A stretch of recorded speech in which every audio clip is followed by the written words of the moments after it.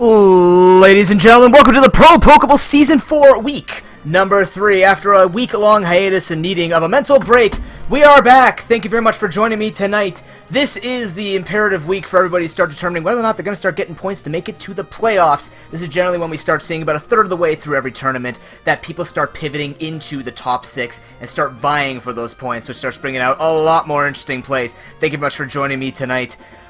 Just as a reminder for all the viewers, this will be week 3. We did skip week 3 last week, no big deal. But all of you will be receiving double the Newbits tonight to make up for your team support. If you'd like to do Newbit support for your favorite teams, your favorite plays, your favorite coaches, please make sure you look at the Twitch extension below to acquire your Newbits and allow it. You can vote on 100, 200, 500, and 1,000 Newbit values in order for you to support your favorite teams at the end of the playoffs. I did make a mistake. It's not the beginning of the playoffs. It is at the end of the playoffs. The team that has the highest Newbit support will receive the Most Valuable Pokemaster Award, and there will be a little reward along with the winner of the playoffs. But let's take a look at the scores that we may have forgotten about.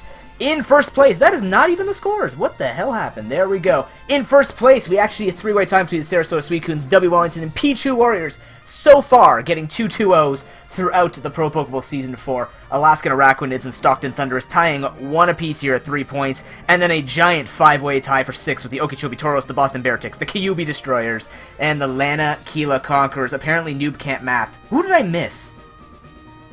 I don't know. Lanakila Conquerors are in there somewhere. And the Sock-powered Sky Sharks looking to acquire their first points today. Let's take a look at the Week 3 matchups. We do actually have a specific list we are going to be following today, but as a reminder for all of you who may have forgotten, the Pichu Warriors versus the Kyuubi Destroyers, as well as the Okeechobee Toros versus the Sarasota Suicunes, W. Wellington versus the Stockton Thunderous, the Lanakila Conquerors, and the Alaskan Araquanids, and the first match of the day, the Boston Bearticks versus the Sock-powered Sky Sharks. If you guys did not catch the memo about what we were going to be doing with team analysis after battles per week, I have started something called Noob's Notes. You could go take a look at that. It will be released sometime during the week. If it's not released, don't worry about it. But essentially, to save us times at the beginning of these matches and at the end of all the matches when I can make a more clear sense of what I want to say about each matchup for the upcoming weeks, I am instead going to write them out because my writing is so much better than my speech. It's definitely not, but at least it gives me time to take a look at the matchups and not flounder around my ideas so I can sound just that much smarter when it comes to Pokemon battling. But you guys can take a look at that. It will be on a Google Doc. It will be released on Twitter, Twitch, and Discord for all of you guys to take a look at it week by week to see how it's going. Of course, just as a quick disclaimer, everything that I say in it is pure parody. If there's any type of competitive advice, it is looked at from a competitive standpoint, so don't feel offended if something is said to make fun of you. It's all for jokes and just as to have fun with it. Of course, this tournament is for every and all levels of skill in Pokemon battling, which is why I'm very excited about today's matches, because we are going to see... Why did that happen again? Son of a bitch. Anyways. I gotta fix that for some reason. There were a couple of substitutions that did happen during Week 3, the first one being on the Boston Bearticks. Vileplume has been subbed out for Scyther. Found this very interesting because it is yet another bug type put on the side of the Boston Bearticks. Although I like the switch, I don't think Vileplume was ever going to get much value on the side of the Boston Bearticks. Scyther definitely brings another offensive strat, and if we've seen the way that Koma's played, I definitely like the way he has been utilizing his offensive team in a kind of balanced format, definitely showing that he knows how to play it out. One thing that we have been kind of critiquing about the Bearticks is actually the team construction, specifically the moves being chosen on the...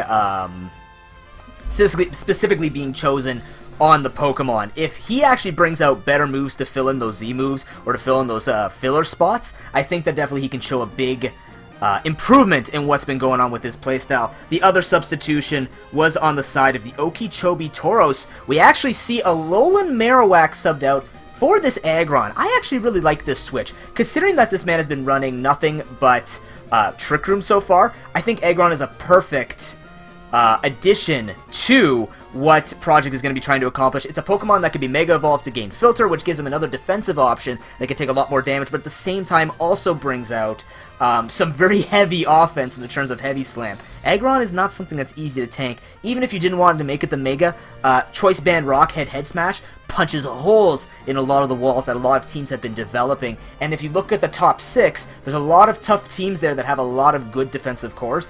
People who have been winning have actually had a really strong defensive core, so I actually really like this pickup for him, and I'm curious to see what he's going to be doing with it. But Today we have to talk about the Boston Beartics versus the Sock-powered Sky Sharks. First, we saw Oxum play last week, or 2 weeks ago, against Mitchie W of the Pichu Warriors, the hardest opponent in this tournament, very seasoned. Showed not so much success in Game 1, Game 2 definitely showing a lot more success with the help of another player, but that doesn't matter.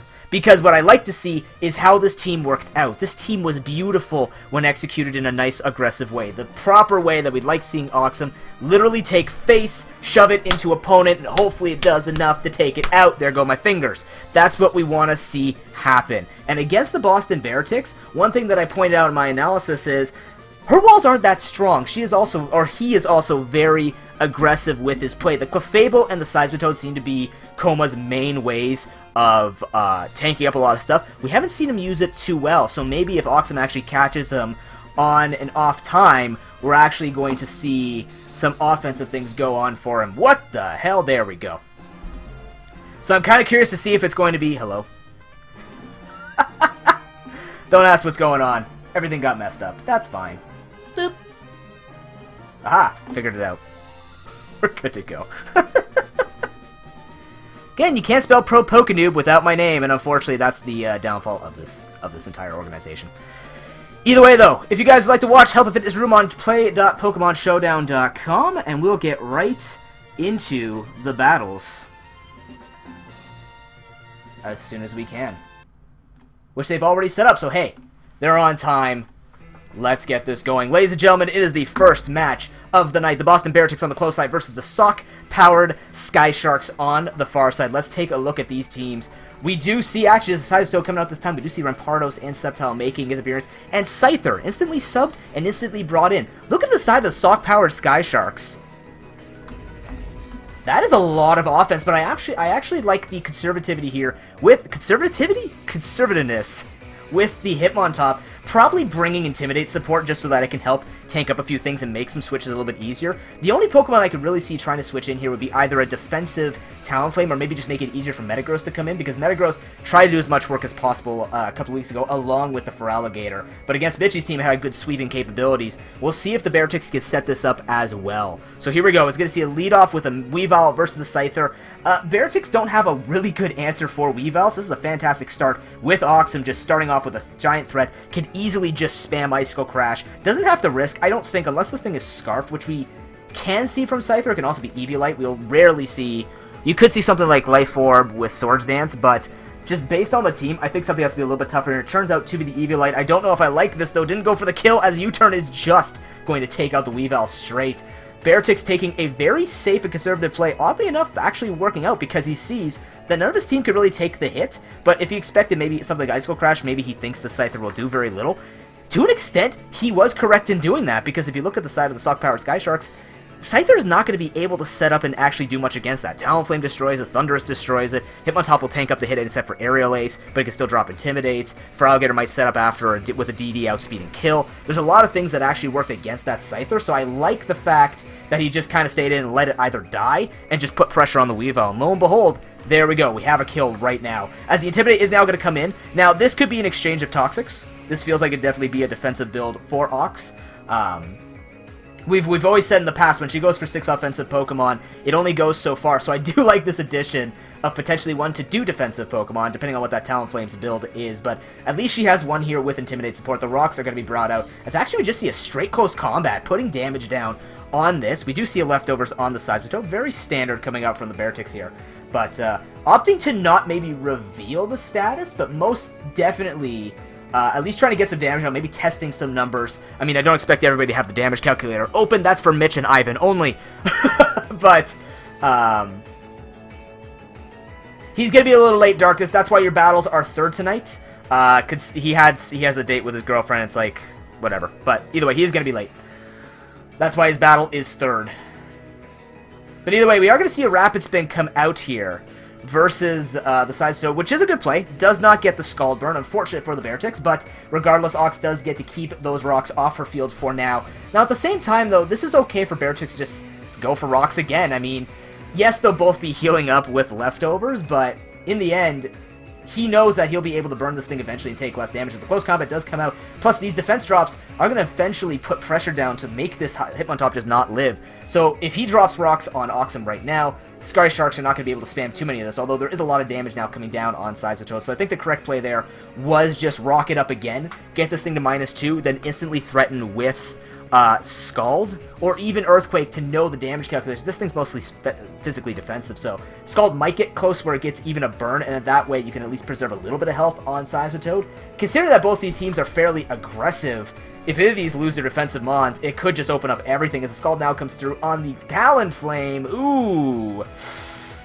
I understand it was for the Earthquake, but man, that is a lot of damage coming out from Seismitoad, and I mean, Talonflame's not a wall. As the Acrobatics actually does come out, does not do nearly enough, and that's just going to be taken down. Still does not confirm whether or not it'd be offensive, but we don't see an item, so it's definitely not defensive. Otherwise, we see a little bit of leftovers, or something else on it to try and give it its HP back, but we don't see a Will-O-Wisp, we just see straight attack. It does next to nothing. Definitely looking like either there are no EVs on that Talonflame, which I have a hard time believing, or this is a physically defensive Seismitoad.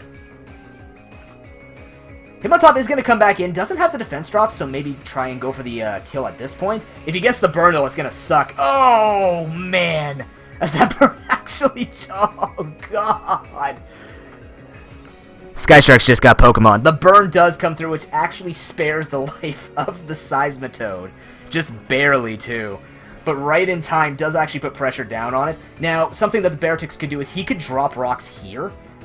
Now, the smart thing for Oxum to do would be to Rapid Spin, though, because knowing that she's going to eventually be taken out, yeah, she just take the risk, make sure he doesn't set up the rocks. If he does, she goes for Rapid Spin, gets rid of it, waits for basically the absolute death of the Hitmontop to at least try and prevent the rocks. But, I mean, it wasn't going to work out either way. But there are no rocks up, so Oxum can now go into Metagross. Looking to start putting pressure down, but it's 6-3. Metagross has got to be carrying Grass Knot here trying to handle this thing. I don't know if Meteor Mash might be able to kill from there. I'm kidding. There's Zen Headbutt too. Haha! As it's now going to take out the Seismitoad. We can have an easy answer here with Infernape. Exactly. Flare Blitz should kill? Maybe?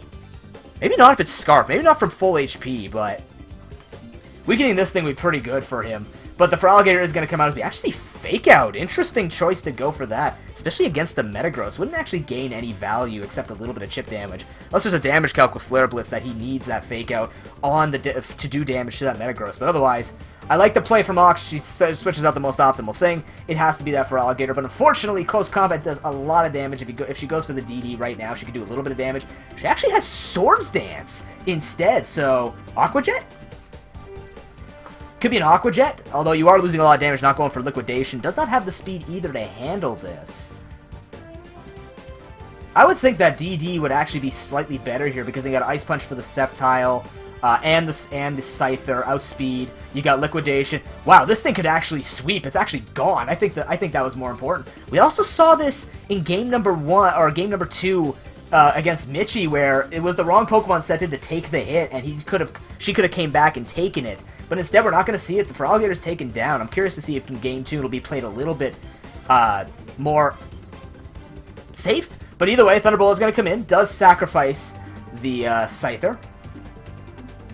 Perfectly acceptable here. Scyther could do some work, but I don't think it's going to be enough. It's just U-turn, most likely, that you're running. Could be running Bug Bite. Depends on. We haven't seen anything from that Scyther. We just know as Eviolite. So it can't be carrying Swords Dance either. So very likely could be carrying Bug Bite, but we're not going to know for sure. Thunderbolt is not enough to kill his Head Smash. Just destroys the Genie. And is 3-on-1 with this Metagross. You could just send an Infernape, go for Flare Blitz, get as much damage down. If it's not a kill for some reason, I highly doubt that Metagross will be able to take down both the Vikavolt and Sceptile before getting the damage down.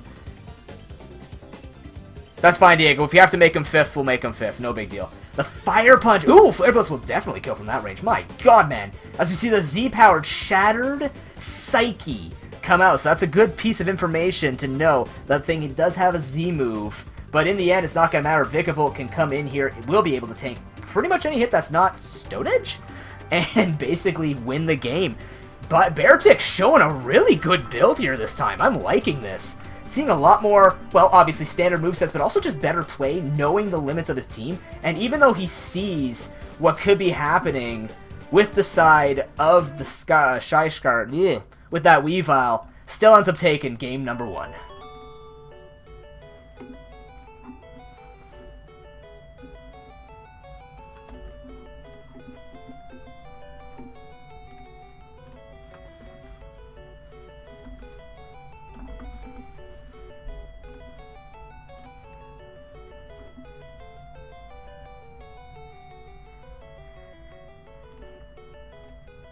And I like it. I think it's that's the Coma that we actually kind of saw come out against Mitchie, despite the fact that it didn't come in any wins against Mitchie. I really... Like, that's a good indicator, right? When you play against the arguably best player in this tournament, and you show that support, and then you see it against someone who's not at the top, that's what we want to see from Coma. He showed absolute understanding of what he needed to do, and I like the patient play around the Weavile. However, I do think that play could have gone a little bit better with an Icicle Crash, could have changed up a little bit because that Scyther wouldn't be available, and then we'd have to see from there. So maybe a turn 1 flub from the Sky Sharks, but... that was beautifully handled. I think that Beartix actually brought a good game plan in here. Although I do have to be concerned with it that Weavile had a little bit better play, and that Feraligatr was actually Dragon Dance. It can't be switched now. She's dealing with Swords Dance. But does have the... we saw the Aqua Jet, right? No, we didn't see the Aqua Jet, did we? Yeah, we saw the Aqua Jet. So, with that type of moveset, that DD would actually do a lot of damage against Coma's team. If you actually take a look at the roster of the Beartix, a lot of things actually don't like it. Like, you actually have really, really, really good coverage against the majority of the team, and if you brought something along the lines of... I think that thing gets Stone Edge? I can't remember. I don't think it does. No, it usually runs Liquidation, Ice Punch, and Crunch. That's what it usually runs. That actually has a lot of good value against the majority of Coma's team. So generally speaking, you're going to want that kind of speed to sweep. Although Swords Dance could also be for destroying those slower but more powerful Pokemon that might be a little bit bulkier. Maybe expecting something like Clefable or Scyther to be against it. But I would still say, like, with Oxum's team, it's so aggressive. She can actually work around that Feraligatr and get the faster Mons out of the way, or even soften up those slower Mons just to be able to DD sweep. But nonetheless, she is going to be going into that with that knowledge, but also Coma's going to have this knowledge of... he's knowing now that he's got a Z move on the Metagross, and that we see there is a Swords Dance Feraligatr. But I want to see if that Weavile's played differently. I think that there could be a different play if that Weavile does more work. I don't think it got nearly enough. It's also Life Orb, so if we see the Life Orb come through, you definitely have to click the most optimal move, in my opinion, to actually do it. So... Thundurus T could do a lot of work, Gamer. I actually, I think it could do a fair amount if it had something like Nasty Plot.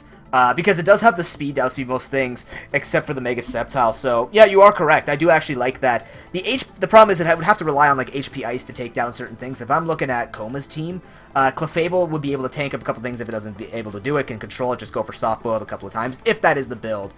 But, yeah, actually, I think... I'm trying to remember. Let me look at my notes, because I took these notes on purpose so I could actually say... I actually mainly like the Feraligatr, Talonflame, and Weavile. Those are the three that I expected to come out from the Sky Sharks, and all three of those showed up. The Thundurus T was something that came to back my mind, but at the same time, I know that Coma generally brings out the Seismitoad, so she'd have to bring... Ox would have to bring HP Grass for that, or something else to destroy it. Knowing the way that Oxum plays, which is not necessarily a bad thing, I like the fact that she just literally rams face non-stop. I look at it and I go, if you're just going to bring the standard Thunderbolt, maybe Focus Blast or Knock Off, whatever you're going to bring, T-Bolt with the HP Ice, she might be having some problems with that Seismitoad, but that's also an oversight for me because I also know the Seismitoad is necessarily usually sacked off when it can have a ton of value. But there's a lot of information here I think that you can even have Thing work with, so let's see if in game number 2... Oxum can actually pull out something else here.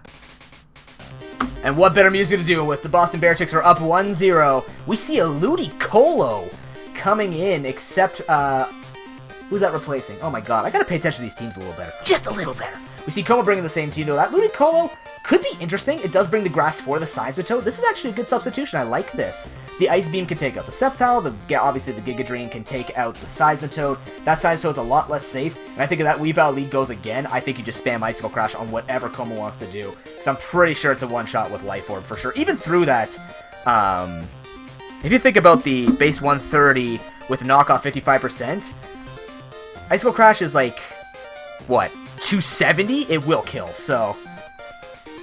Life Orb Weavile, you spam exactly what you need to spam. It'll do damage no matter what. Now that Ludicolo will actually put... Oh, for the Talonflame, you're absolutely correct, Gamer. I think that Giga Drain's going to be a lot better against that Seismitoad, which actually opens up a lot of the weaknesses for the Beartix. Ooh, just a bit of lag. No big deal. Here we go. So let's see now. So with this Ludicolo, it does mean that the Seismitoad might not get as much value against the Hitmontop. I don't think it's necessarily the way to do it. I think Hitmontop could have been threatened a lot faster with the likes of that Scyther. But either way, though, it is going to be the Infernape versus the Weavile this time. This is actually good. I like this because that means that Icicle Crash, Knockoff, and Low Kick all don't have that great a value. But getting damage on the on these on the Infernape would be good. But you don't want to sack it off just the same way. So Fake Out does come through. Still fearing the Fake Out. I still don't agree with the Fake Out because it's just not going to do anything to the Sky Sharks. There's no evident Focus Sash user. I'm trying to think if maybe the Bearticks are expecting there to be Focus Sash or just try and get that little chip damage off. But in my opinion, I don't know if you really want to take that damage. And I was about to say, hey, maybe Scyther's safe to hit this thing. No, she is bringing out the Stone Edge. Damn, that's like my old moveset except with Technician. But either way, this Ludicolo, if it goes for Rain Dance, that's a good question, Ivan. It could outspeed, maybe have problems with Vikavolt. Depending on if Vikavolt's Assault Vest, it could take it and go for Bug Buzz in one shot. Maybe. It could outspeed the majority of the team, so maybe that's a win condition if Vikavolt is handled. You're absolutely right, Ivan. Good call. I like it. But either way, Scald is going to come through onto the Scyther. Does not get the burn. This is a good switch for the Bearticks. Knowing that Ice Beam's probably not going to come through. And actually, we saw a Scald come out on a Seismitoad, which could be risky if it's running Water Absorb. But either way, damage is damage if it turns out being that case. I don't think it would have. So this works out. Nice prediction from Oxen. Let's call it that. Thunderous T is going to come in, take the flying move, which is good. Aerial Ace doing a decent chunk. It is a Thunderous T. It's not the most defensive Pokemon. It's just a resisted hit. Nothing new here. But we are going to see probably the Scyther switch out. I don't think he'll stay in unless the Bearticks are worried about Nasty Plot. Maybe go for Knockoff, but it's not going to be the case. HP Ice does come out against the Seismitoad. Actually, good play by Oxen, predicting that this thing could come in on the T-Bolt, so it's going to get that little bit of damage on the Seismitoad. But we do see the Ludicolo coming back in. Ooh, and the Toxic is going to come through. So this actually stops the sweeping potential of this. Now, there is leftovers on the Ludicolo, which is okay still.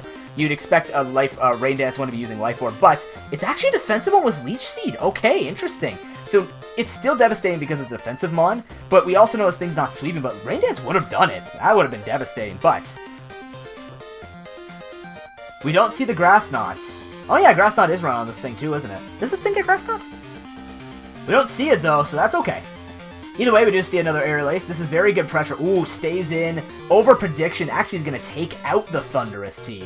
Beartick's showing up. I like this. I did call Bearticks to be one of those players. You know, when we saw Coma in the mock trials, I just didn't think that he got the teams that he needed. And with this team, actually showing very, very good play and knowledge of what he can do. It is the Hidden Power Ice gamer predicting the Seismitoad. Didn't want to get trapped in again, just constantly getting that, but it is going to be Icicle Crash coming in from the Weavile. We saw this in number 1, in turn 1 of last game, where basically Coma knows he's just got to sack off that Scyther when this thing comes in, bring out this Infernape. Now, funnily enough, I think this Infernape is actually Scarf with the way that he's playing it. He wouldn't put it in here risking. I know he could take all the hits, but why get it knocked off and lose a really useful item if you're not going to be Scarf, right? It just seems silly to me, but the Mach Punch is actually going to come... What am I saying? It's Life Orb. I'm an idiot. It's Fake Out. Damn it. Either way, we do see a Mach Punch coming through, so double priority. I don't know about that because it also means that he has sacrificed coverage, especially with, you know, I like the Mach Punch to handle that Weavile. Maybe that was the answer that he was looking for, but just feels a bit off. But either way, it does work out against Ox's team, so I like it. I think he could honestly just gotten rid of Fake Out and put something else there like Stone Edge to have that double coverage with just the Mach Punch to handle that. But nonetheless, Scald's going to come through on this Ludicolo. Ludicolo feeling okay-ish. But it's always going to make this Seismitoad switch out. I don't think you need to play any type of mind games here. No matter what this Ludicolo wants to go for. If it's got Leech Seed, the worst thing that could happen is Scald, Giga Drain, and Ice Beam. But it could be Subseed for all we know, right? It is just going to be the Giga Drain coming through as we see the Vikavolt switch in. This thing is going to be the natural check, if not counter. It's mostly a check because you can still spam a water move on this, but it is just going to destroy it with Bug Buzz. So now something has to take the Bug Buzz. I can see that Hitmontop coming back in. How much health does it have? 72? It could definitely come back in, take the hit.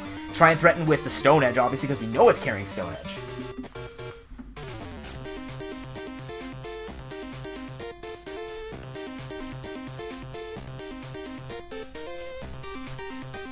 But the Bug Buzz is going to come through. She just ends up sacking it off. T-Bolt would only be neutral hit, but yes. T-Bolt would be what you use on it. Could also be Air Slash. There's a lot of things that could be going through, but I mean, in the best case scenario, you're going to go for as much damage as you can. We actually see the Rock Polish come down, as Shattered Psyche should kill from here. I think it is a Metagross. It is hitting with Shattered Psyche. That will kill. I think she is going to go for that Z-move. She does indeed, and it is going to take it down. So that's gone, but perhaps a turn too late, as the Ludicolo was taken first. But either way, regardless, I think Hitmontop would have been the better. Even though you have that Ludicolo being threatened, because it's defensive, it threw me off because I'm thinking of it as an offensive Pokemon. No matter what, that Hitmontop was going to be killed through T-Bolt or something like that. But at the same time, Hitmontop's only value right now, I guess, would be against the Infernape or even the Rampardos. But I don't know. Kind of odd. It's kind of interesting. It's a bit of a build that I'm trying to get used to right now because I'm still thinking, hey, it's Rain Dance Ludicolo, but it's not. So let's see. We got +2 Metagross with speed. I could see the Beartix maybe just... I don't know. This is difficult because if that has Ice Punch, it could just be over. Because if this thing is carrying Zen Headbutt, yeah, I think this is the check you have to do, because I think with +2 speed, this thing outspeeds everything and wins. This thing hits up to 4... Oh, I need quick maths. 492, yeah. Oh, just barely not killing, as Coma actually ends up going for Dragon Pulse. Not having an Earthquake or anything like that. Not even HP Fire. And this also doesn't look like it had the Z-Stone. Maybe it does and didn't get Mega'd up, but this could be really bad. Maybe what Coma's trying to do is just get it down as much as she can. Ooh, the Earthquake comes down. So Beartix are going to try and get this thing as low as possible, maybe to kill with Mach Punch. I don't know, though. This thing is Life Orb, which means it's outsped right now, and Earthquake is going to kill off the Infernape. This might just be a 1-1 at this point. The speed actually does mean with that Seismitoad being hurt quite a bit. Don't think it could take it. The Fake Out is going to be one thing, which is actually might just pay off here. I don't think Mach Punch kills from there.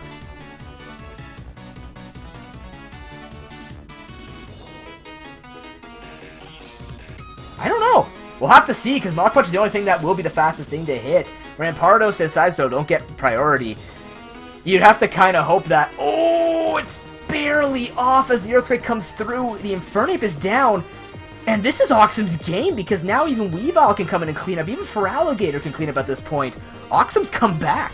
What a well-timed Rock Polish, actually. So Mirror Match is going to come through one-shot Rampardos, and it's the defensive Pokemon against the world, and it's going to turn out that Oxum is going to take her first point of the match. Even with that miss, it doesn't matter. Weavile can clean it up.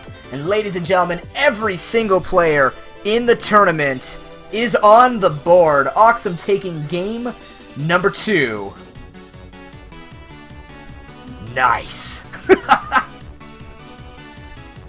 Hey, I did call the 1-1. I'm going to pay attention to how many predictions I get right because, like I said, Coma showed very good play, but it could also come down to just the offense being too much for the defensive side that the Beartix lack, and as a result, you're seeing it in play right now.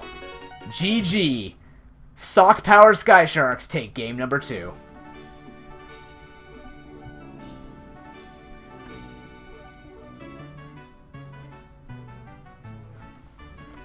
There ain't no jinxing, Ox. You can't mess that up unless you literally clicked X. No matter what you do, there's just no messing that up.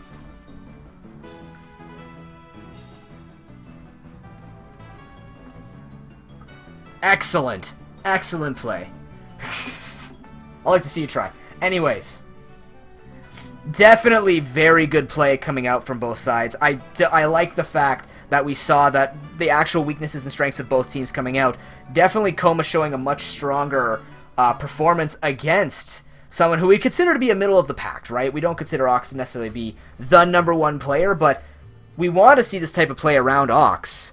And Beartix showed up in Game 1. They know exactly what to do. We see a couple of misplays from Ox in Game 1, but then Game 2 comes around. We see the Metagross set up the Rock Polish, and all of a sudden, she takes game number 2. And this is the 1-1 we expected, right? It comes down to the play versus exploiting the weakness, and Beartix's weakness is the walls are just not there. And even then, now we get to see another wall being instantly traded out during Week 3 in exchange for Scyther. We're just seeing more and more and more offense coming through. So this works out in exchange for Ox taking a game, right? Now her name is on the board. Very well played by both players. Actually, very impressive. And I'm actually excited to see both of these in the future because I think that if we look at the schedule of the Sky Sharks, once I find it, wherever the hell I put it. Got it. If we look at the next schedule here, next week we see the Stock Power Sky Sharks playing against Lanakila Conquerors, so we see it against Icy. And then we look at the Boston Beartics, they're playing against Darkness, right? This could be the time that, because we have seen now that both know how to use their drafts to their strengths, they might start being able to walk up the rankings a little more, especially when we've seen both Darkness and Icy kind of having a little bit of issues finishing games, whether they're getting points or not, to actually officially end the matches has been an issue, right? You got to be able to close as much as once you've made that work happen. If there's any indication, we've seen a lot of those flubs this season, but no big deal regardless. It is a 1-1 on the week. We'll be back in a couple of minutes for our next match, which is between the Okeechobee Toros. I really have to stop screwing all these up. I dove into this and I'm really tired. Oh well. It's the Okeechobee Toros and the Sarasota Sweetcoons. We'll see you in a couple minutes, guys.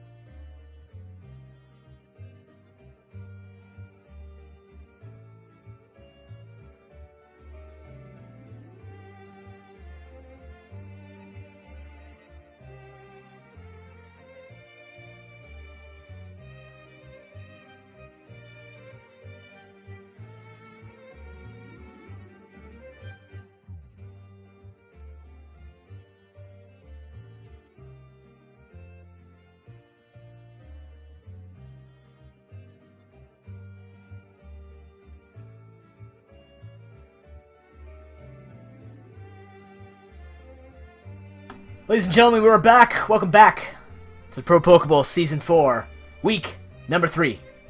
For match number 2 of the night, which will be between the Sarasota Suicunes and the Okeechobee Toros. Now, taking a look at the successes of both these teams, we've actually seen, in Noob's Notes, we actually talked a little bit about what was going on with both these teams. We've seen Project and Gamer both doing fairly well, with Gamer actually showing the points as being quite successful when it comes down to it. Why the hell is that showing there? Get out, friend. There we go. We've seen quite a lot of success out of the Sarasota Suicunes. Definitely showing great play, although I did note in the Noob's Notes that a lot of the reasons why we've seen Gamer doing so well in the past 2 weeks arguably is off the backs of the misplays of his opponents. We saw it with the Alaskan Araquanids in game number 1 with having the wrong moveset on the Celebi, which ended up, costing him in the end with not being able to use the different moveset. And at the same time, we also saw it with the Lanakila Conquerors, where it just wasn't able to finish it, and Gamer was just able to kind of abuse the fact that he had it, and he goes from here. Now he's playing against Gamer. Now, he's playing against Project. Project has also not shown that he has made mistakes with finishing games as well, but we like the consistency that's going on with his team. I love the fact that we're actually seeing a Trick Room team being built here, and now I'm actually really excited to see. This is actually probably one of my more favorite matchups of the week, because I really want to see how much this change does for the Toros. Just simply because I think that one of the issues was when you have both P2 and Jellicent as your defensive core trying to set up Trick Room, you have issues with trying to switch Pokemon in. I think Aggron could just be used as that third defensive Pokemon to actually be able to get these optimal switch-ins and at least have a Pokemon that can come and take a hit and then deliver a giant-ass blow. So let's see what's going to be going on with that, as we are going to be getting into game number 1 between the Okeechobee Toros and the Sarasota Suicunes. Let's get it going. Okeechobee Toros to the close side, Sarasota Suicunes on the far side. Let's see what we're looking at here. We are looking at some kind of Trick Room variance here. We actually have Hariyama and the Aggron, named Wendy, making his way in. It is going to be the Aggron versus the Registeel. Not optimal for the Registeel to stay out here and want to take anything powerful, as we do actually see the Aggron, Mega Aggron, as predicted, being that Stealth Rock, most likely 3 attack, just setting up rocks and exchanging rocks here for both sides, which actually slightly favors, in my opinion, actually, it favors both of them, because both Entei and Salamence will not be like taking the hits on Gamer's side. But on Project's side, he's got this Staraptor, but also, when you have to try and set up some kind of Trick Room, generally you have to make these switches, because the Pokemon that he's using are not the ones that are sweeping. So we actually just see Staraptor straight up outspeed, and just kill off the Diggers, be straight through, not even caring. Straight going for the attack. Maybe some kind of over-prediction there from Gamer, but definitely maybe recognizing that Staraptor does punch a lot of holes into the side of the Suicunes, but he is just going to return with a Life Orb Psychic hit, outspeed, and take out the Staraptor, so doesn't have to worry about that threat anymore. Let's take a look at the win conditions here. I really think that Trick Room could be quite good here for the side. Uh-oh, we're frozen. Whoa, that's some leg there, noob, as Energy Ball is going to fly out, and we actually see Shadow Ball come through and actually just kill off the offensive Azelf. So far, 2 offensive Pokemon being taken out on Gamer's side here. As the Registeel is now going to come in. We slow things down a bit, but this could be Project's opportunity to try and set up a Trick Room, but instead just ends up going for Scald. Gets the burn. Good for him as the Toxic's actually dropped on the Jellicent. We really haven't seen this Jellicent do much at all for Project, but this time, it's actually putting in a little bit of work, being able to tank up the hit of the Azelf and just, deliver a little bit of a blow back. As the Scald's going to come through, just more stalling here for the Gamers. Or for the Gamer, I guess. And the Suicunes just trying to get this thing low. Project's not going to be able to put this Jellicent to great use. What he might try and do is time out a Trick Room for his death, so he gets an instant value out of it, which could be right now. But we do... Actually, I think Jellicent outspeed, so if he goes for Trick Room now, this would be a great play from him. He actually just ends up keep spamming Scald. So doesn't want to set it up, doesn't want to try and get Xurkitree in there to outspeed and start just nailing everything, especially with this Registeel not being at a decent amount of health. But either way, we do see the Hariyama coming in. Eric Cartman, of course. As Entei's actually going to try and take a hit from this. I don't know if this is the switch. Close contact comes through, and oh my god, this thing does not like the damage. We actually Flame Orb. Ooh, Flame Orb and Trick would be great, but we do know that Hariyama will be running Bullet Punch as well. But opts to make the switch into the Porygon too, and we've seen this before. Clear kills, but not wanting to take them, maybe predicting something else, maybe not wanting to risk E-Speed, but regardless, this thing's dead. It gets nothing done, takes the hit. Doesn't want to just go for the priority move here. As now, what is he going to do? He's got really slow Pokemon. He could still try and tank things up. He's going to send a Xurkitree. Don't think he could take the hit well. Because with Entei dead, if he had died there, what would be the worst thing that could come in? It would be the Salamence, which could take it out, but then at least he still has Porygon 2, which could set up a Trick Room to try and get both Aggron and Xurkitree to crap on the rest of the Suicunes. But now he's got to do this with, well, no Trick Room, and Entei's dead. So, I mean, the Entei's going to die. He's going to try and use this Switch Fodder, which would be terrible if we had to worry about something along the lines of Trick Room being set up on a Death Fodder, but he doesn't have to worry about that. This has gone awkward. I don't know what to say about this now, because it could have been just Entei dying, unless he's even... Oh, I think I know what's happening here. If he's not running Bullet Punch, maybe that's why... Fake Out is good for setting up the Flame Orb, but you would expect... What other moveset would he have? You have Close Combat, Earthquake, and Bullet Punch. That's the... Unless he's got Knockoff. He might not be running Bullet Punch by showing that Fake Out there. That could be extremely interesting for a gamer to keep in mind for the future, but regardless, that Earthquake's going to come through, and this is what I like about Mega Aggron on Project's Tide. Not everything dies that fast. Even Fire Blast won't kill from this range. Mega Aggron's just a giant pain in the ass. But Suicune's now going to come in. Brand name, trademark, Stone Edge is going to come through, does nothing to it. This could be Crocune, which would be very, very tough for Project to break through with, but if he gets the Xurkitree in now, it would be optimal. But the Scald's going to come through, does get the burn, which sucks for the side of the Tauros, but he does get his Toxic off, so opting for a bit more... It makes sense. Toxic can work on this. He just brings like Heavy Slam and Stone Edge. But nonetheless, he is losing a little bit of coverage of that, and as a result, Heavy Slam is going to do next to nothing. He's not even going to die, but does get, I guess, a little bit extra Toxic off before he has to bring in the Xurkitree. I don't know. I would just think Xurkitree would be a straight switch in right now to preserve the Mega Aggron and take on the Salamence, especially since he lost the Trick Room. He would want to keep that thing as healthy as possible, able to take a hit and just basically threaten a kill with no burn against the Salamence. So now he's got to take this risk again, and this is what we've seen before. Noob's Notes looking pretty good now, aren't they, boys? Reading the future-ish, reading players' patterns, seeing Gamer just abusing arguably a misplay. We do see the Crocune take down, or just the Suicune taken down, but yeah, I guess the speed boost. What if the Salamence has Earthquake? In fact, it does have Earthquake. What does he do now? What?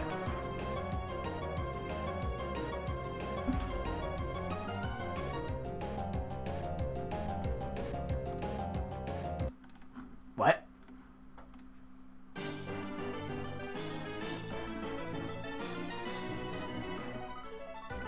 What?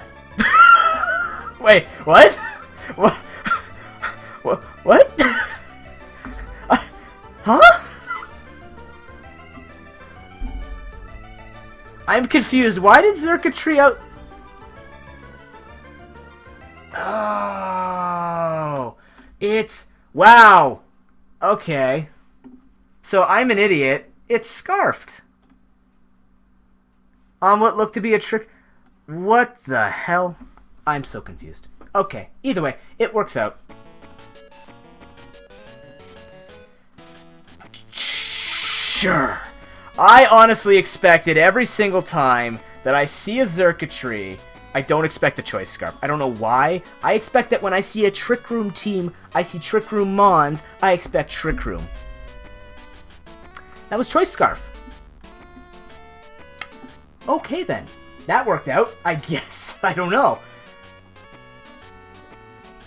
I clearly don't understand how I want to see this team, but maybe I'm just too focused on the fact that I just really want to see a Trick Room team win. Maybe that's just what I'm going through here.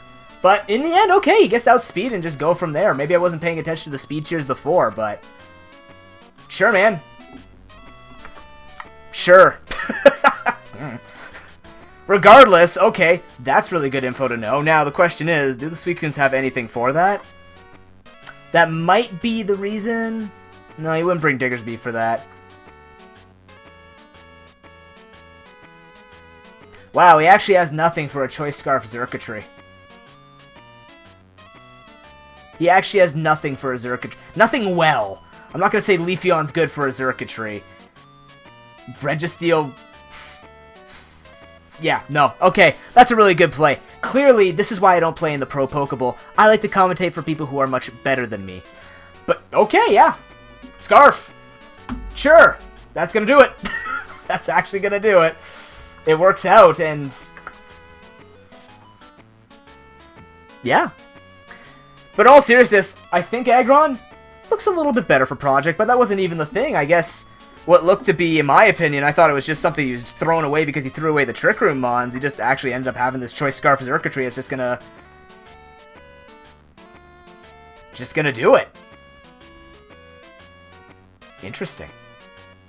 Now, I really want to know what's on that Hariyama set, because if it's Close Combat and Fake Out, either he's dropping Bullet Punch or he's dropping Knockoff, which is okay, because you can run both, but... Or you can run either or. You can run your moveset, but... I'm just trying to think, like... I guess... Okay, so that would make more sense why the Entei would switch out, because if he expected Scarf, there's no point in staying in, but then we could confirm that it outspeeds? I just don't think Entei was switched in at the right time. Maybe... I don't know. You know what? I'm not going to analyze anymore. We're going to go off the fact that Noob missed something horrible. And I really just want to see Trick Room. Maybe Noob just really wants to see Trick Room. Is that such a crime? I don't think that's such a crime. Either way, though, let's get into game number 2. Okeechobee Tauros are actually up 1-0. We see that Scarf Circuitry coming in, as along with everything else. We are going to see a Fortress versus an Azelf lead. We don't see any changes on the side of the Suicunes, but we are going to see a Flamethrower come out of that offensive Azelf straight away, and we actually see a Reflect set up here, so maybe trying to get something like Staraptor or even Altaria in. That might be a Mega Altaria. That might be the reason to be doing it. Just try and set up a DD behind it safely. This thing is specially attacking, though. And if we do see something like Dazzling Gleam on this Azelf, I don't know why we would. We could. But it would do a fair amount of damage. Jellicent comes in. We know that it has the Shadow Ball. And actually, we see the Suicune switch in. Did Suicune have Toxic or something? I assume that, yeah, it did. Okay, it had Toxic. Right, this is the defensive mod. We actually see Giga Drain fly out from Jellicent. Interesting. It's going to do a decent chunk to this Suicune. Now, you can't really do much more, though. Yeah, it could do is a little bit of Toxic stalling here.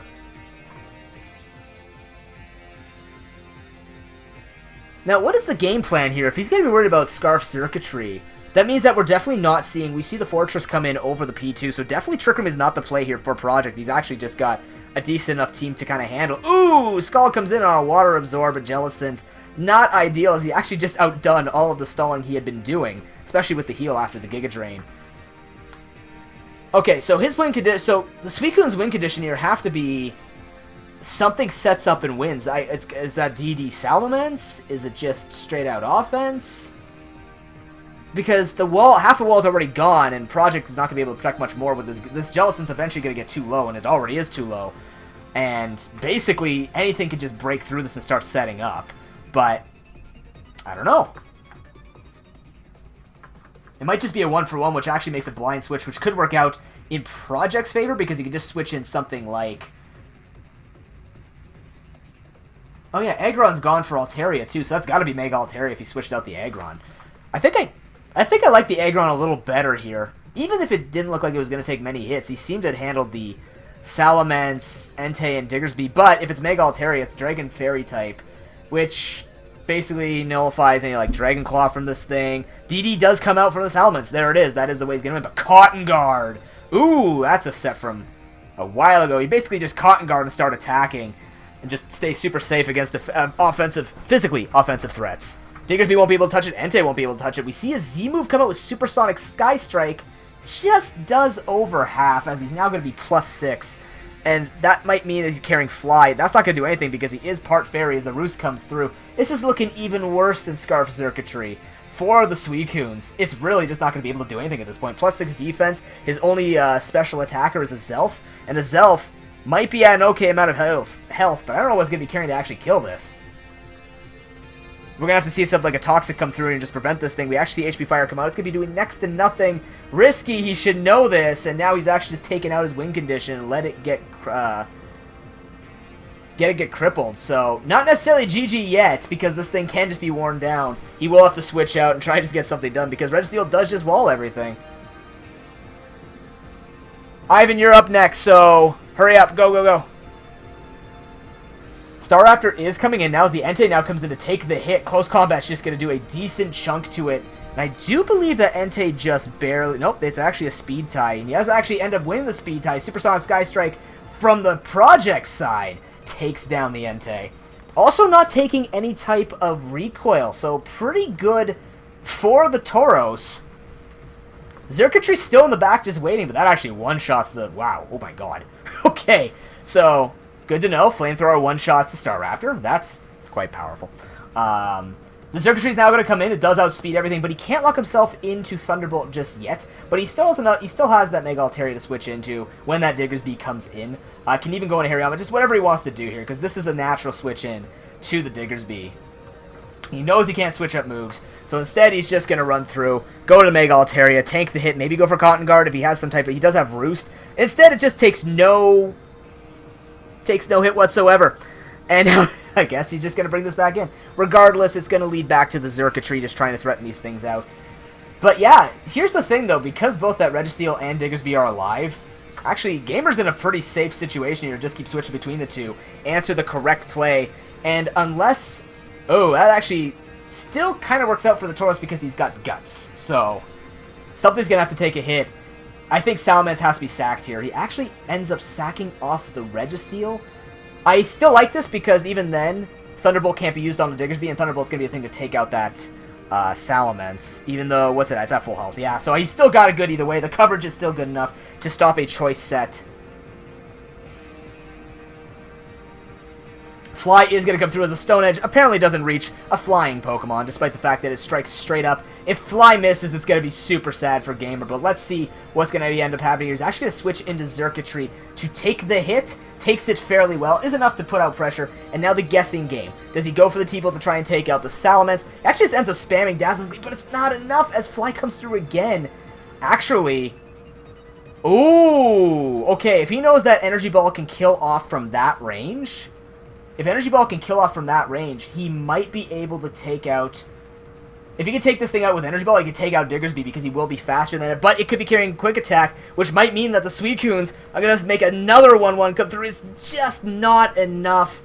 And ladies and gentlemen, in flying fashion, risky but flying fashion, if there's Quick Attack on that Diggersby, this is GG. It will be a 1-1 on the week. Suicunes fire back.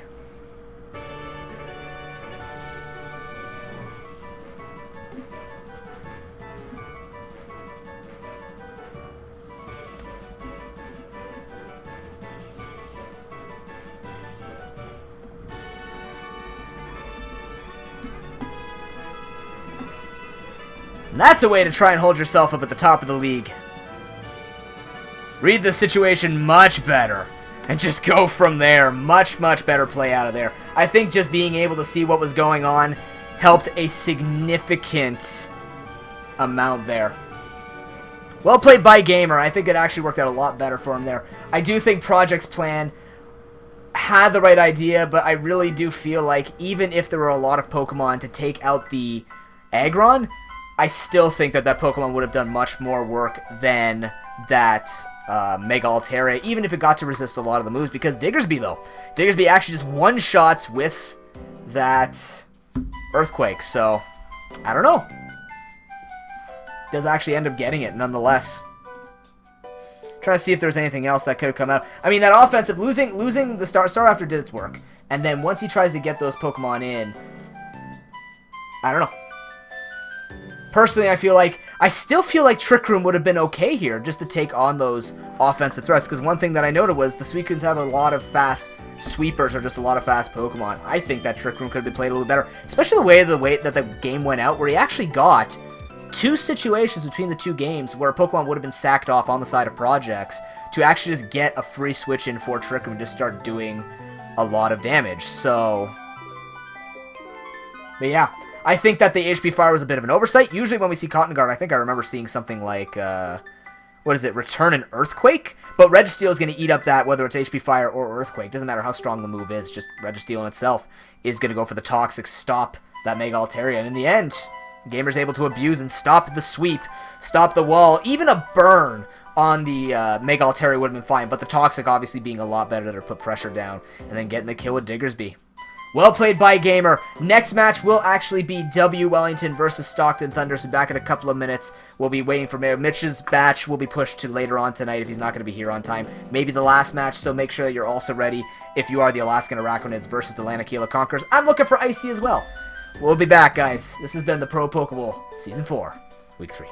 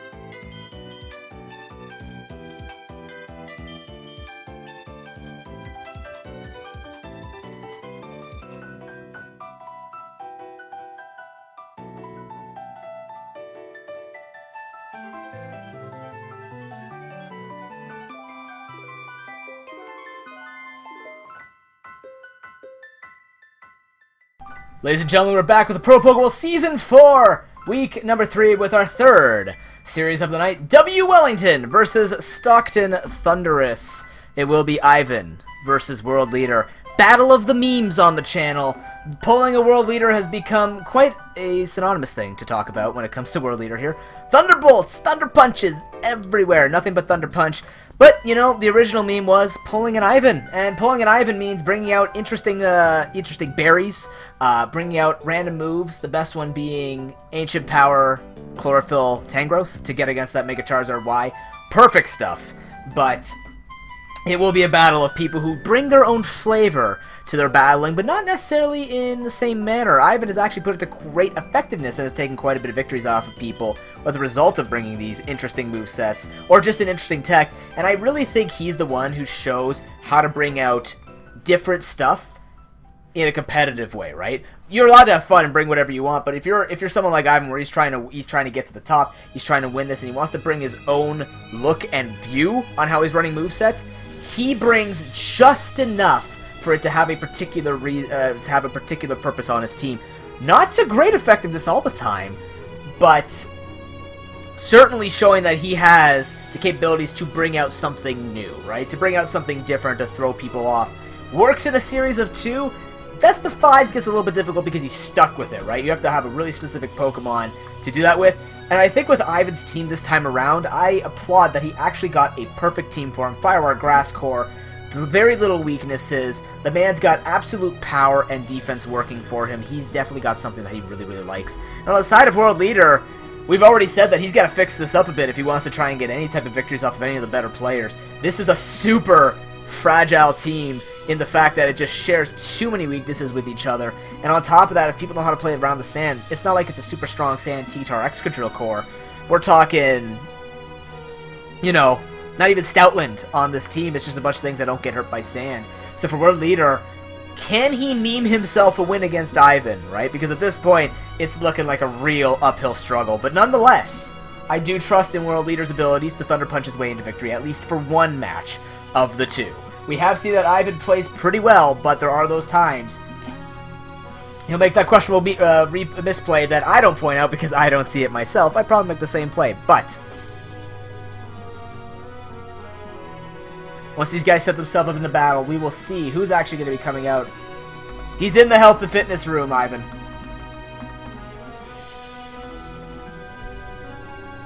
You're not in there. You are in here. Maybe he's not answering. Oh, he spelt his name wrong.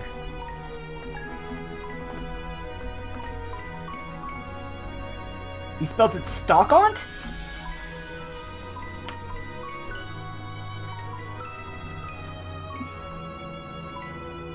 Unless that's someone else trolling and keeping his name, I don't know.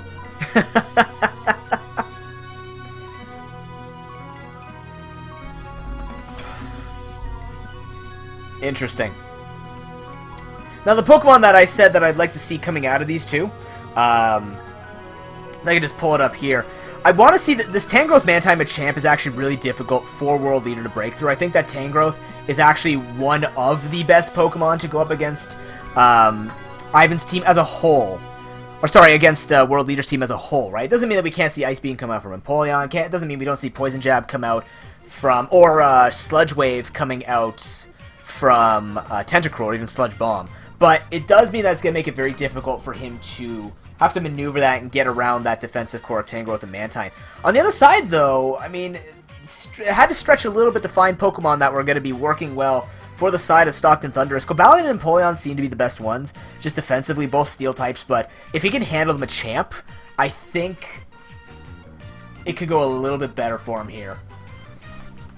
But again, it's going to be a really, really big uphill struggle for him. I don't know if he can get a sweep going, but just because his team feels so disjointed, I mean, something like maybe Lycanroc Dust, but then he's got to worry about the Cofagrigus. He's got to get through Tangrowth right on Cofagrigus, Reuniclus even wanted to come out, and the Mantine. Any of those 3 come together? No, I see you're actually next. You're perfectly fine, dude.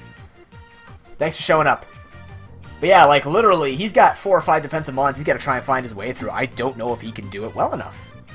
So this should be very, very interesting. I'm just interested to see how Ivan... We didn't really see much come out from the side of Ivan in his last match. Unfortunately, he did handily destroy Darkness. It just totally, like... I don't know. it was just a rollover and play dead moments, you know. It's one of those things where you're going to end up against those team comps, even tonight with Darkness is Battling. Once he gets these 2 weeks out of the way, we could definitely see the QB Destroyers going a little bit further with it. But it's just one of those things where you have to kind of roll with these matches are most likely losses and try and get to at least the finals or something, or just kind of hope to get through. Ivan's about to battle right now, Diego. But hey, we can stop questioning and we can start watching, ladies and gentlemen. Series number 3 of the night. Stockton Thunderous on the close side. W. Wellington on the far side. Let's see what they can do with this. Looking at the side of Stockton Thunderous, this is a much different team. I'm kind of liking this build a little bit better. Still brings out this Lucario. Haven't seen it do immense amounts. Most likely just ramping off the misplays of others. But nonetheless, it is going to be a Bronzong versus a Starmie. Take a look at Ivan's team. Good God, Starmie was another Pokemon I was actually just looking at for him to try and break through. That is a really powerful team, but it's also a very defensive team. Unless we're going to see something different come out of here, maybe just honestly looking for, you know, this could be Scarf Starmie, Spec Starmie, something like that. Glalie and Machamp just doing enough to take down Ivan's team. Or sorry, World Leader's team. Why do I keep getting that mixed up? No problem, Doodle Humper. You're actually next as well, man.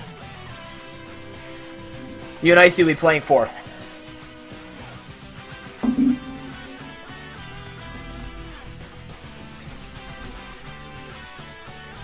We just see a straight Z move come out from Ivan to do just over half, and unfortunately a Toxic does miss from the Bronzong. But if that's just over half of whatever move Ivan's got on that, whether it be Hydro Pump or Scald, it's probably Hydro Pump, which would signify that it's a bit more offensive. But that's not doing a lot, and if he does get Toxic off, this thing does have Natural Cure, so Starmie's not in the biggest position to be worried about, but it's going to just bring him a champ anyways, as you see the rocks come through from the side of World Leader. Start putting some of that damage down. Unfortunately, Mantine, as good of a defogger it is, it does have to come in and take 25%. No big deal if it's going to be carrying the leftovers, especially when that knockoff's just going to fly through and take out Bronzong. So once he gets that out of the way, unless we see like a double rock from that Hippowdon, he's not going to be too concerned about this residual damage as he tries to switch through. Hippowdon is going to come in. Speaking of which, we see the knockoff, maybe checking for some type of thing, but knockoff's just going to happen yet again. Take out the leftovers, no big deal. The Whirlwind actually comes in and brings in the Rhydon. Not much better for World Leader. He could just rock up right here. Because, unless, well, we're going to see Defog most likely come out from that Mana Buzz. But yeah, he knows he could take the hit, just go for rocks, and then, you know, even switch this thing out, go into something like Tangrowth. Just feels safer, even just go for Ice Punch. As we see a Whirlwind come through again, and brings in the Tangrowth. You know, World Leader is trying to make a play here, and it's just, the winds are not with him. They're blowing out the absolute wrong Pokemon you don't want to see facing your phaser. But it's not going to get anything done regardless if he tried to do it. I'm assuming what he's trying to do is to bring out Mantine or Glalie to try and get damage down, or just stop any type of setup, which is not going to be happening because none of these Pokemon are going to be setting up, knowing that Ivan's going to be bringing really standard sets. We see Giga Drain come through as the Mana Buzz is going to come in. This thing does threaten with Brave Bird. Can also threaten with just getting Toxic down, which is not ideal for Ivan. As strong as his walls are, yes, he has Regenerator, but, you know, getting status on this thing would be slightly annoying, especially knowing that it can stand in the way of that Flygon, barring, of course, DD Ice Punch or Bandit Ice Punch. But regardless, it can still take the hit. Chip damage would just be slightly annoying for him to try and stay alive. This thing could even stand in the way of non-Blaze Kick Lucario. The only reason I say that is I know World Leader would bring the Blaze Kick. Not the Fire Punch, the Blaze Kick. Anyways, we're going to see Rhydon come in now. Could see a Foul Play come out on this thing as the knockoff does come through. Does knock off the Eviolite. Actually pretty good for World Leader here. This thing loses a lot of defenses as a result of that, so it's actually a little bit more mortal than it was before. Camerupt could even come in. That could be a Mega Camerupt that could just come in and start doing a bunch of damage, and nothing will really be able to take the damage well enough, bar that Mantine. So Flygon's going to come in. The Ice Punch just comes straight through. One-shots it. Optimal play for Ivan as well, because it's going to be hurting that... It's going to be hurting that Mana Buzz as well. It's a decent prediction for him. Doesn't have to go for the Stone Edge because he knows if that thing's running knockoff, the chances of it running Foul Play could still be there. But if we see Mana Buzz come in, and it's got the Overcoat to handle the Sleep Powder, maybe it could run something like Defog, knockoff, Foul Play, Defog, but then it'd be running Brave Bird, which means then it wouldn't have Roost. So he'd have to be sacrificing that a bit, but I don't know. Either way, Rhydon is going to be tanking this up. We see Swords Dance come out straight from Lucario. We see a little bit of lag. No big deal. The Earthquake's going to come through, kill off the Lucario. If it was Sash, it was broken by the rocks. This Rhydon is just really tough for him to get through. At this point, though, I mean, the camera could still come in and do a bit of work, but the Mantine's still untouched. And he's got nothing left to hit that Mantine. This is just over really quickly. But, yeah, I don't know what else he could do here. He could, if he has, like, Ancient Power on the camera, he could carry Stone Edge on it, but nonetheless, he's actually just going to say forfeit and say, F it, let me try and find something a little better here. So Ivan takes game number 1 in handy fashion.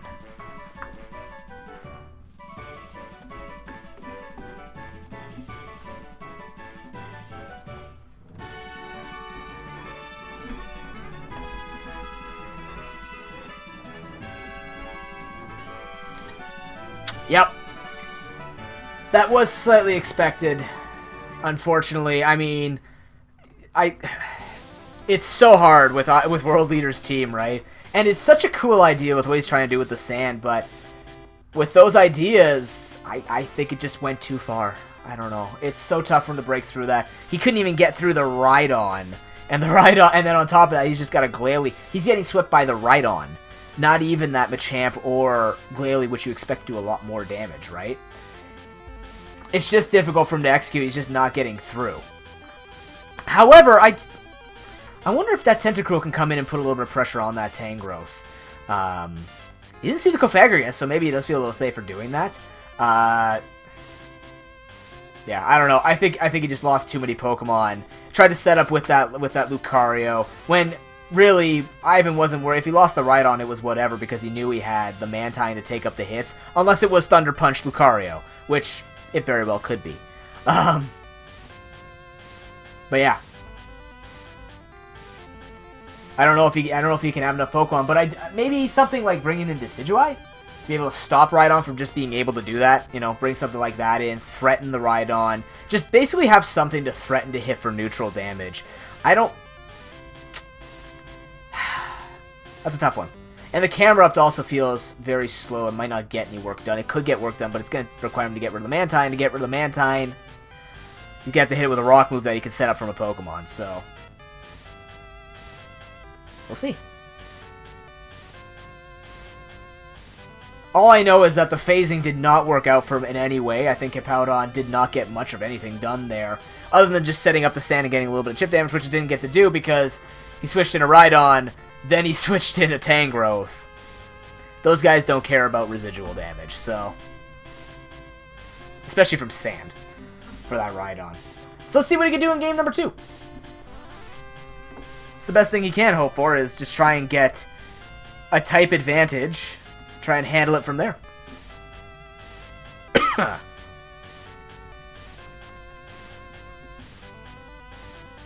If you guys are enjoying the battles for tonight, make sure you use your new bits to put them in for your plays of the week or just to support your favorite team towards that MVP award at the end of the season. Yeah, I'm not sure. It's very oof. I think that Empoleon really needs to come out. I think if it's Ice Beam Empoleon, it would be really useful here. Just to put some pressure down, right? It's got the Scald for the likes of Rhydon. It's got the Ice Beam for the likes of Tangrowth. I think that might be his best bet to handle that. Mantine's a different issue, but I mean, hell, could bring HP or Electric. I wouldn't be opposed to that. It'd actually work out quite well. Yeah, I think something a little bit to put more pressure down on that Mantine and to handle that Rhydon Tangrowth might be the best way for him to do it. Especially when you see Rhydon without Eviolite, I would be just click Close Combat right there on the Rhydon, not just try and set up a Swords Dance. He knows that he's going to be taking damage, doesn't want to let that thing do anything. So he's just going to sack it off. I'm trying to think if maybe switches into Tangrowth to take the +2 hit, but then he can't really threaten it with anything but Sleep Powder. Or HP Fire, I guess, but it wouldn't kill. I don't know. An awkward situation. As awkward as I thought this battle was going to go a lot faster, that's why I kind of clicked off the screen.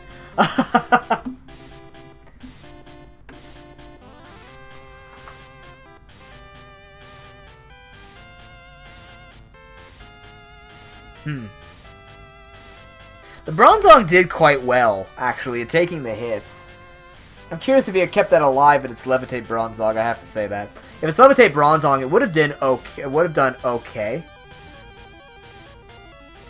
I missed it, Project. I know you said it was going to be South Park, but I only got the Eric Cartman name. I apologize.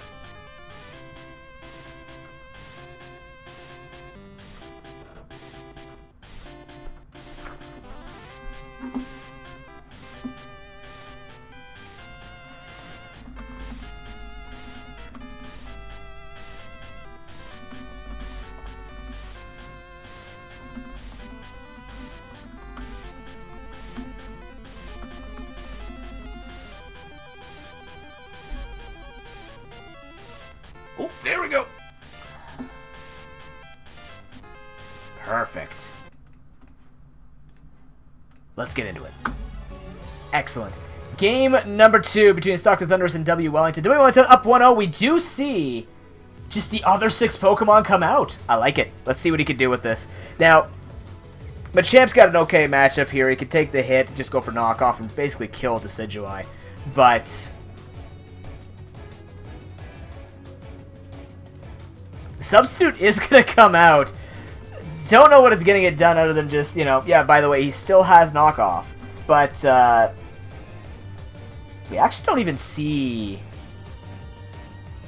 leftovers on this, so it could be offensive with the Life Orb. Now, one thing to actually note, by the way, ladies and gentlemen, is that Incineroar's Primarina and Decidueye's hidden ability came out, so Long Reach is available for Decidueye.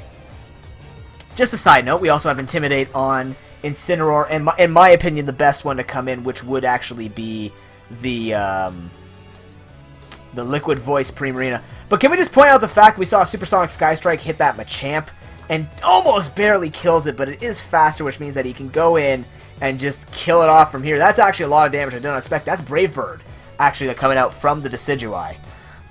It's got to be Brave Bird. I don't know why. Well, it could be Aerial Ace, but you know, I'm pretty sure it's Brave Bird. Spirit Shackle does come in. Actually takes out Machamp. This is a good start for World Leader. I like this Pokemon. He's also got the Tentacruel. I think these are the better ones that come in. They are, I see, the tiers are, not the, if the abilities come through, they can take them. It's fine. Those I can't help because those are going to be released from time to time, so he could technically use it, but if you pick up Incineroar from the trade pool, you can use Intimidate, if you like. Starmie's going to come in, so I got to outspeed and kill him off, which is fine because I think Decidueye's done his job, and it's too low to do much else anyways, because Glalie is just going to be handling it, though. So, now... Hey, Perfect Darkness. Empoleon is going to come in, can take all the hits that Starmie wants to go for, bar a Thunderbolt. Could threaten with a knockoff easily here, and that'll be good pressure for World Leader. Actually showing a little bit of Incineroar is banned. Perfect. I thought it was in the trade pool. It might have been banned. You're right. I can actually check that right now. I have the trade pool open. Haha. Yeah, Incineroar is not in the trade pool. Unfortunate. Either way, we do see an Empoleon coming through. This puts a little bit of time on World Leader to try and figure this out.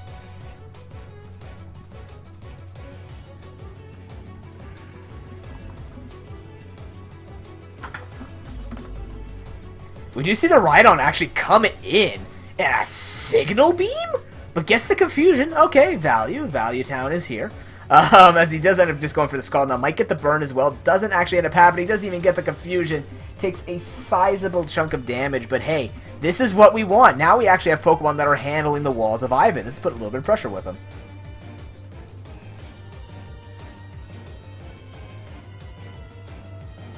Oh, you banned it out, Project? Interesting.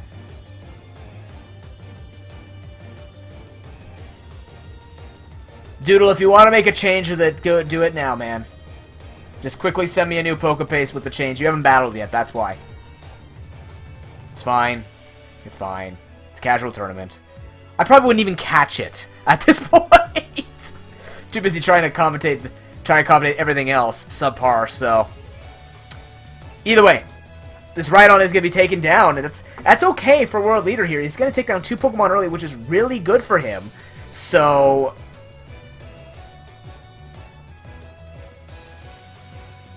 what's his play from there? Once Rhydon's taken down, he can go into... actually, it ends up going for Sickle Beam in case he switches into Tangrowth. Okay, not too bad. It could have been Mantine too, though. I think Mantine would be even better now, seeing the moveset of Empoleon. But then again, Tangrowth puts a little impression down. Starmie will come in, might be carrying the Thunderbolt. Actually ends up going for Protect the Scout. It is a T-Bolt shown here from the Starmie. The way that's being played might be Scarf or Specs. That's definitely Scarf if that's the way he wants to play it. It could be something else. I don't think we've seen a Z... Oh no, we saw a Z move on this. Never mind, I'm kidding. It's Z Crystal. Ha! I remember it's Waterium Z.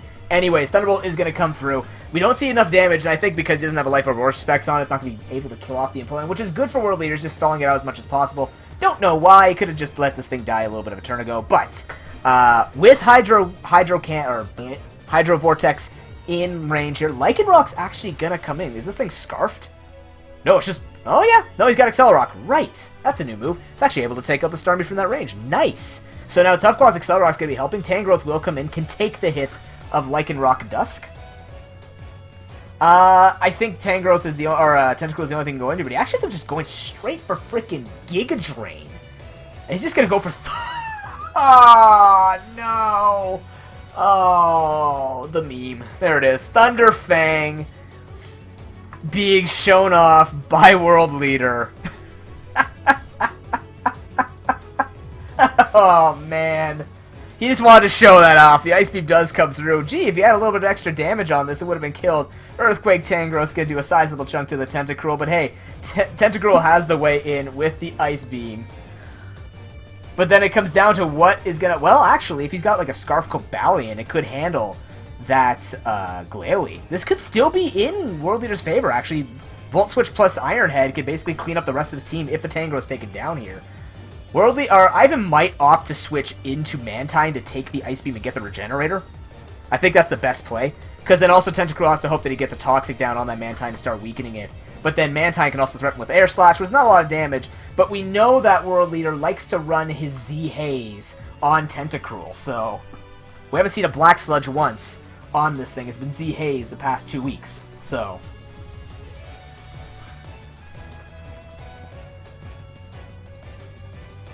both thinking right now. They're trying to figure out what's going to be happening here. I think Mantine is okay. Get the Regenerator on this. And he's actually going to bring in Glalie as an Acid Spray comes through. Interesting choice by World Leader. I like this. Does mean that this thing is going to be more susceptible. Also very good to go against the Mantine to soften that thing up for other special hits or even Tentacruel's own special hits. Very curious. I like it. But unfortunately, Mega Glalie can outspeed. Once it goes up there, it's just going to be a speed tie by Tears. But we're going to have full speed investment on the Glalie. Outspeeds, go for the Earthquake, kills it off. Yes, Tangrowth is very, very bulky. Specifically on the physical side. Not so much on the special, but very much so on the physical side. Cobalion is going to come in. Is this thing... It actually just naturally outspeeds. What am I saying? It's 108 versus 100. So it can outspeed, just go for Iron Head, but we still have the Mantine intact. He's actually just going to let that die. Interesting. See that it is Life Orb Cobalion. You know, a Stone Edge could do a lot of damage here, but Tangrowth may be coming in to go for a Sleep Powder. Or maybe Hidden Power Fire? No, it's got Earthquake. But X-Scissor comes out, doesn't do that much, and Earthquake's going to do a fair amount. Actually, just ends up hugging him, giving him the knockoff boost, but gives him the attack raise anyways! Which is not good for Ivan. Justified indeed, as we actually an X-Scissor just fly out on the Mantine. We see a bit of a bug, no big deal there, but the Mantine's going to come in now, try and go maybe for the Scald Burn. But the attack raise, oh boy. Scald is going to come in as we see a Gigalith switched in to get the chip damage down to stop the recovery. And this thing can go for Rock Blast or Stone Edge for everyone he happens to be carrying. Even Rock Slide. Mantine is threatened. Tangrowth luckily still has a Regenerator coming in. It will be up to 73% when it comes back in. But he's just going to opt to keep this in, try and get the burn. He does end up getting the burn as the Toxic actually just comes out from World Leader. This is still in his control if he is running Volt Switch on that Cobalion. And now this thing is going to be chipped down by Toxic. This is good so far. But Ivy could probably just go for Roost here, keep himself safe, get rid of the flying resistance. Ooh, I don't know. Okay, well, that ends up slightly working out for World Leader. But if this thing is running Roost, it could just go for Roost. And just lose its flying type, as well, so it won't be super effective to take that Stone Edge and just get his health overall. But at the same time, now we have Toxic on turn 3, as well as Sand, nullifying those leftovers. So slowly it's going to be chipped down. He doesn't make the switch. We actually see the Cobalion switch versus the Tangrowth. Tangrowth's still feeling good here, though. Can go for that Earthquake, as it is able to take up this hit. And because the attack raise is gone, Ivan's got this. He's choked out World Leader. Looked good for a while, but unfortunately just Tangrowth not handled, and we do see the Volt Switch revealed. As we're going to see Gigalith coming back in, goes for the Sandstream, but it's just going to be curtains. A much better fight out from the side of World Leader. I liked the Decidueye. I liked the Tentacruel, but unfortunately it's just not going to be enough to take down Ivan from here. The Regenerator just too strong.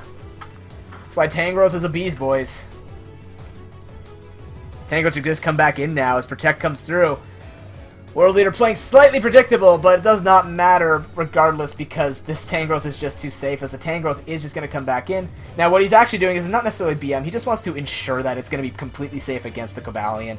Not that I don't think it actually matters, the Gigalith is taken out, and at its HP of 50-something, a crit won't be able to kill it. He even keeps this thing perfectly healed, as World Leader tries to make the prediction, but unfortunately, Ivan's just perfectly safe to go for the roost. Showing the immortality of this defensive core right now.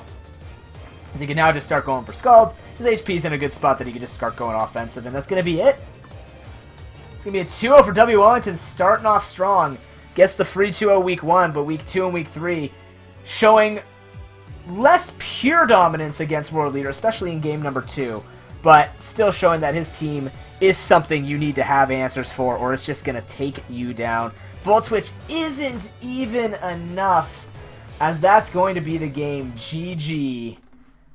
Ivan 2-0 on the week.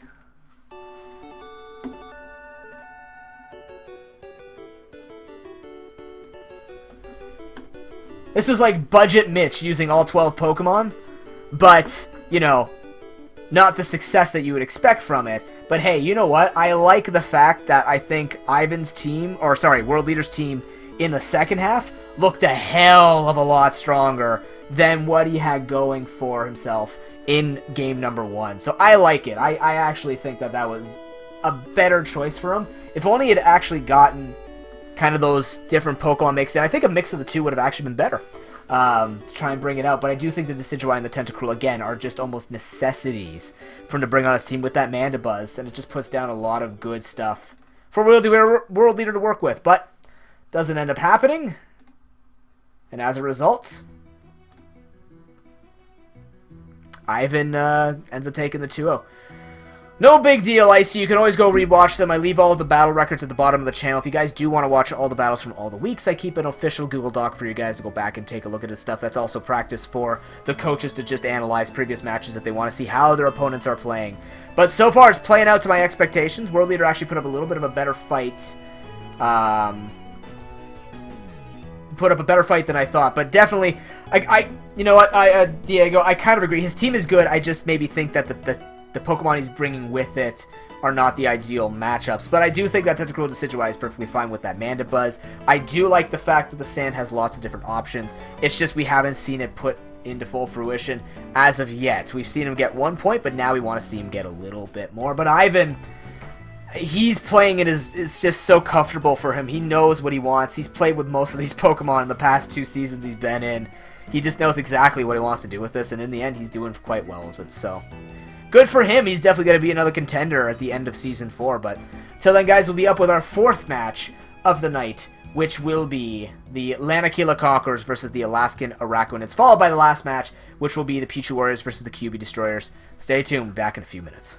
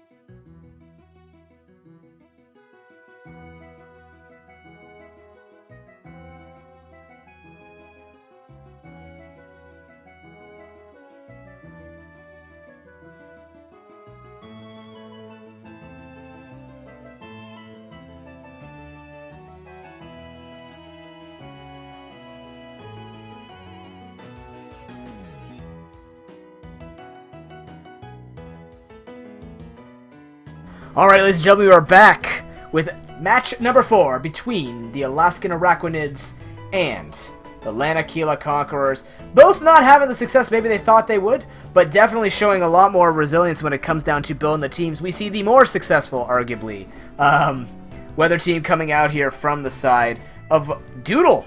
And it's nice to see a slight change from him, you know, not bringing this super stall team, he's actually bringing out slightly something a little bit different, right? More of an offensive rain team, but having a lot of good solid pivots and stuff like that. I've got it, Doodle, don't worry, man. I'll post it when I'm ready.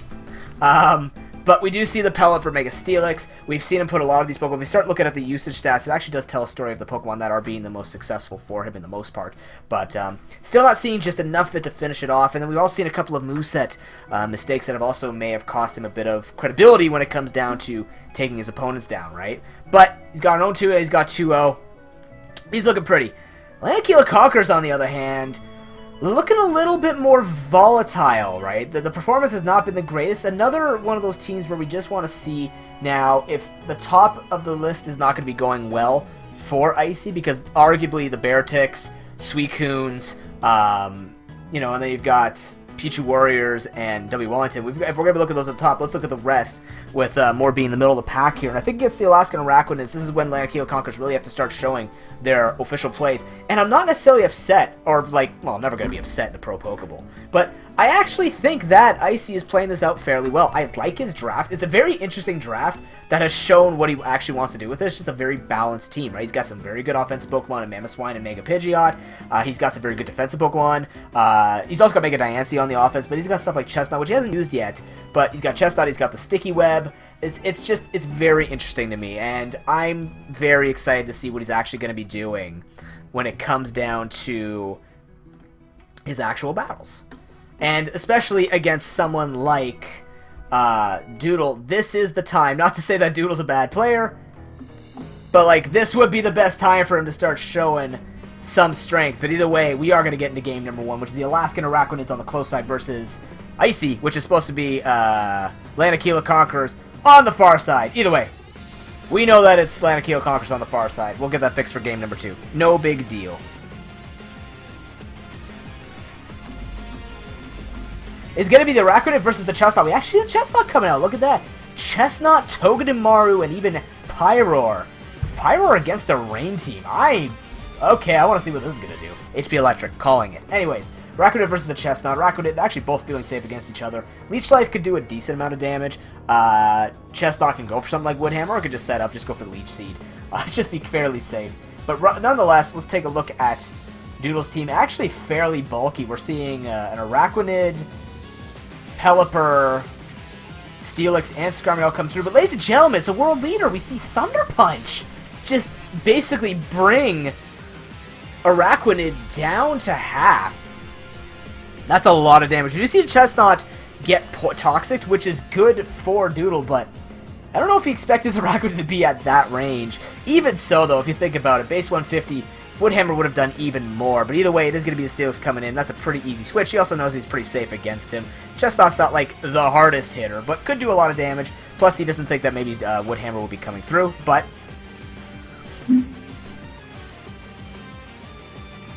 T-Punch seems to be the Doodle's weakness here, but nonetheless, Mega Steelix is going to feel safe. Even if it Megas up here, it's going to get a ton of defense, even more so than it already has, I think. I think it gets slightly more.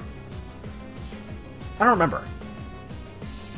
It's going to become more aggressive with its attacks, that's for sure.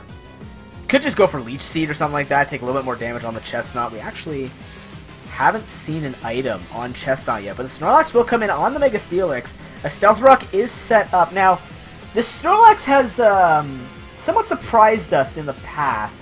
He actually ends up having more than one attacking move this time. Does bring out the Earthquake. I think Steelix is a little bit better at Earthquaking than the Snorlax. Unfortunate, but I mean, expected. We have Stab versus, you know, a base 230 defense Pokemon taking it from a Snorlax that's not set up, so you could go for Curse on this, but we know that this thing is carrying Toxic, so it's not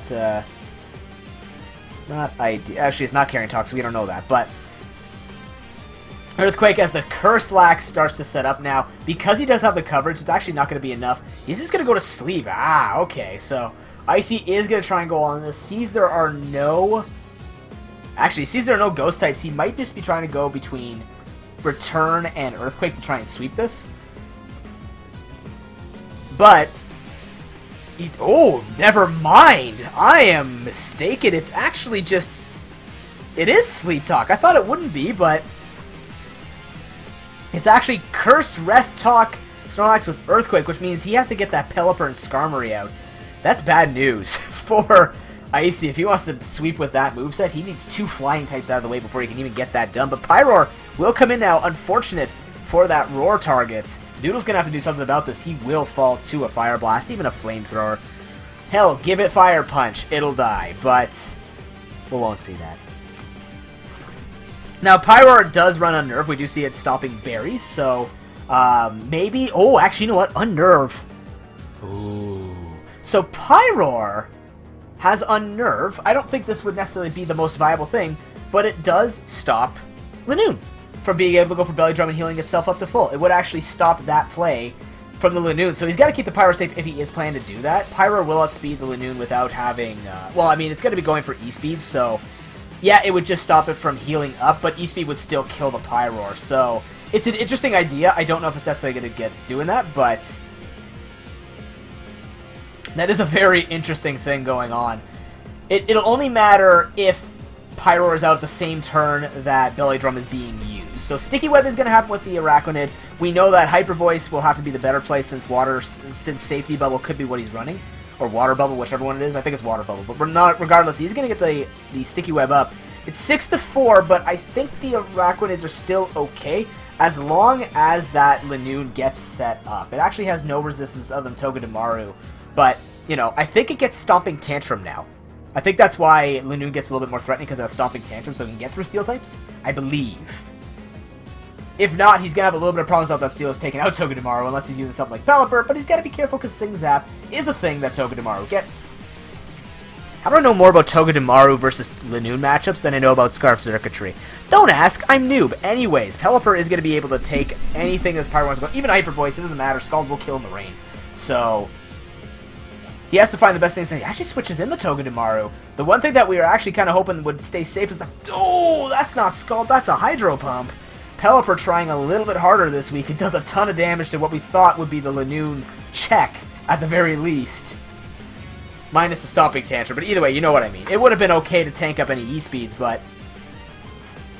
that thing is taking a bunch of damage. Would have also done decently against the Heliolisk, just to take its stabs.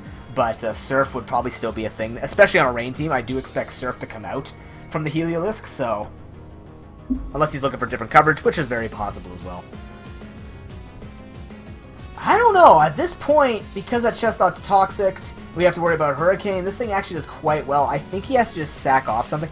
Honestly, I don't think that Snorlax is going to get the chance to do anything here. Maybe just sack off the Snorlax. We actually just see Linoone switched in. As you see, whoa, wait, never mind. The Hydro Pump missed. We have to catch up a little bit here. Let's, hold on. Let's go back a little bit here. We actually see Hydro Pump missing, and then Zingzak comes through and one-shots the Pelipper, so it actually takes it out, as now we're going to see the Linoone come in. As the Fake Out is not going to work from the Togedemaru, as the Belly Drum is set up for free, so maybe Icy forgetting that, but we do see a Salic Berry instead. Ooh. It is not the Healing Berry, it is the Salic Berry with Gluttony. So he's favoring that speed.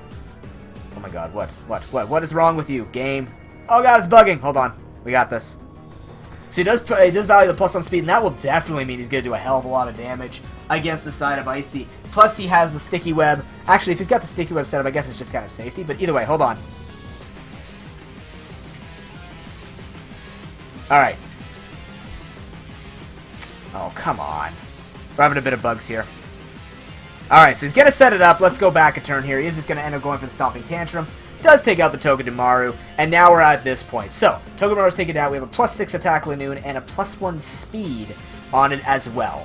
So now, I think Mamoswine's got to be like the one hope that I can maybe take a +6 E-speed. I don't know about that, but he has nothing else at this point. But Earthquake will kill this thing, so if he can take the hit, good. If not, I think it's a straight sweep at this point. Actually, maybe it might be my internet being a little bit wonky. It looks like everything's starting to bug a little bit. But E-Speed does come through. It is going to kill. Unfortunate. No Ice Shard even. Ice Shard's not even going to matter at this point. But yeah, I mean, everything just dies. That's it. Lanoon has no stops. It's just going to sweep out everything. Yikes. And that's unfortunate too, because we're going to have to definitely take a look at this battle and basically say we need something for the Lanoon. Unnerve does not matter at this point because it's already been used. The speed's not even mattering. It's the +6 E-Speed that's just sweeping through, and it's just going to take out everything from here. Araquanids showing the power of that Lanoon, even having a little bit more coverage now with the Stomping Tantrum. And that's going to be 1-0 for him, catching up on points. Yeah, it's just going to be death. Nothing but death. And because the Snorlax is asleep, even if it took it, it's got Earthquake. I don't even think Earthquake would kill it. It might. It might just fall short. I feel like it wouldn't be more than... I don't think it would be 50%. Maybe 40? Earthquake from the Snorlax? I don't know. This thing could maybe take it. In which case he knows that you definitely use it next time to prevent a sweep. As we actually see Gunk Shot come through from the Lanoon. Yeah, it's not going to matter. We knew that. We saw it. We actually know the full moveset of the Lanoon all of a sudden. So Alaskan Araquanids go up 1-0.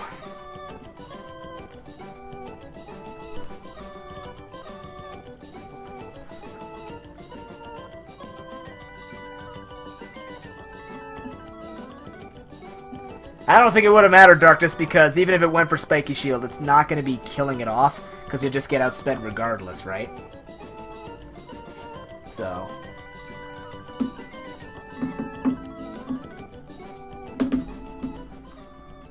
regardless, we do see the full moveset. The thing I was worrying about was his last move, and it turns out to actually be Gunk Shot. So it is Gunk Shot, Stomping Tantrum, and E-Speed for the sweep. So,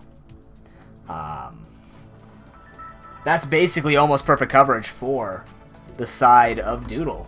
Just to be able to get through Icy's movesets.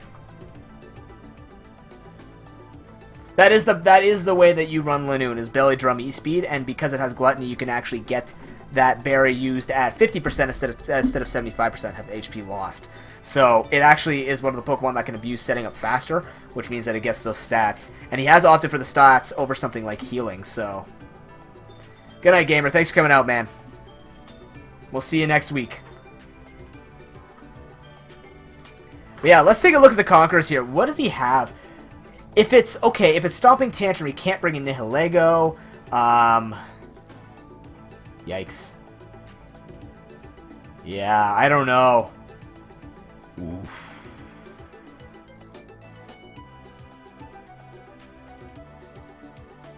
Yeah, that's tough, because Stomping Tantrum basically stops E-Speed, because if it's E-Speed Gunk Shot, Stomping Tantrum helps it quite a bit.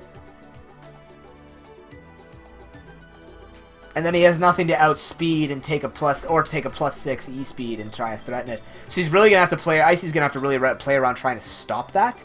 I think... does he have... if he has Galvantula, maybe getting the Sticky Web up might be something he can do. But he still has nothing to take the +6. The best thing that he could try to do is slow it down for something like maybe Diancie or Mamoswine to take it out. That way it stays at its base 70 speed and then he can go from there. I think that's the best thing he could possibly do. But... it's tough when you don't have resistance to something that has priority that will sweep right through, right? And that's what we've seen in Sharpedo. It didn't have the priority, but it just had the speed that other people could not answer.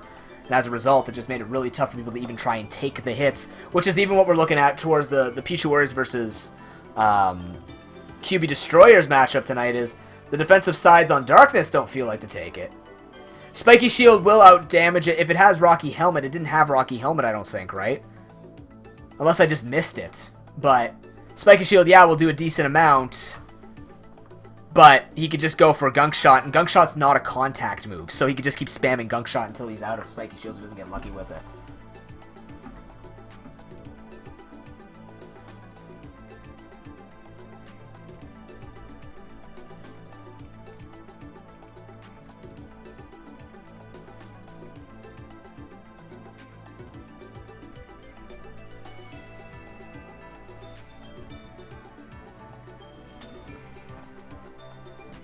I'll have to see what he brings. I don't know.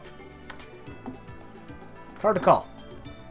Hopefully the lag kind of calms down a bit. It seems to be popping more up as the lag is happening and more battles go on.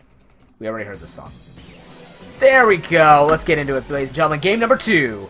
It is going to be the Alaskan Arachnids on the close side, up 1-0 versus Lanakila Conquers on the far side. Actually does bring out the Nihilego and the Pidgeot this time.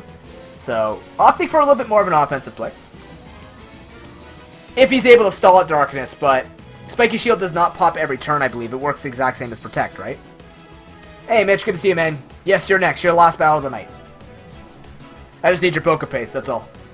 Or if you already sent it to me, just remind me where it is. I'm sure it's on Discord. But, yeah. Either way, let's see. So we've got the super defensive team. We know the Snorlax is out because it just wasn't going to get anything done with just solo Earthquake sweeping. Okay, sounds good, Mitch. I'll grab it. It already sounded like we already knew that Snorlax wasn't going to be doing anything, so that's a good thing for him to switch out.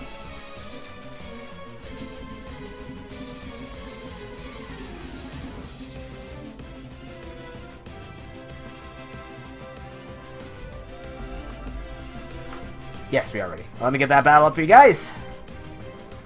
There we go. But yeah, so let's see what he can do this time. So, Icy had a good play until we got to that Lanoon. We're going to have to see what he's going to do with this time. It is actually going to be the Arachnid versus the Nihilego. Now, our liquidation from Arachnid still hurts. So...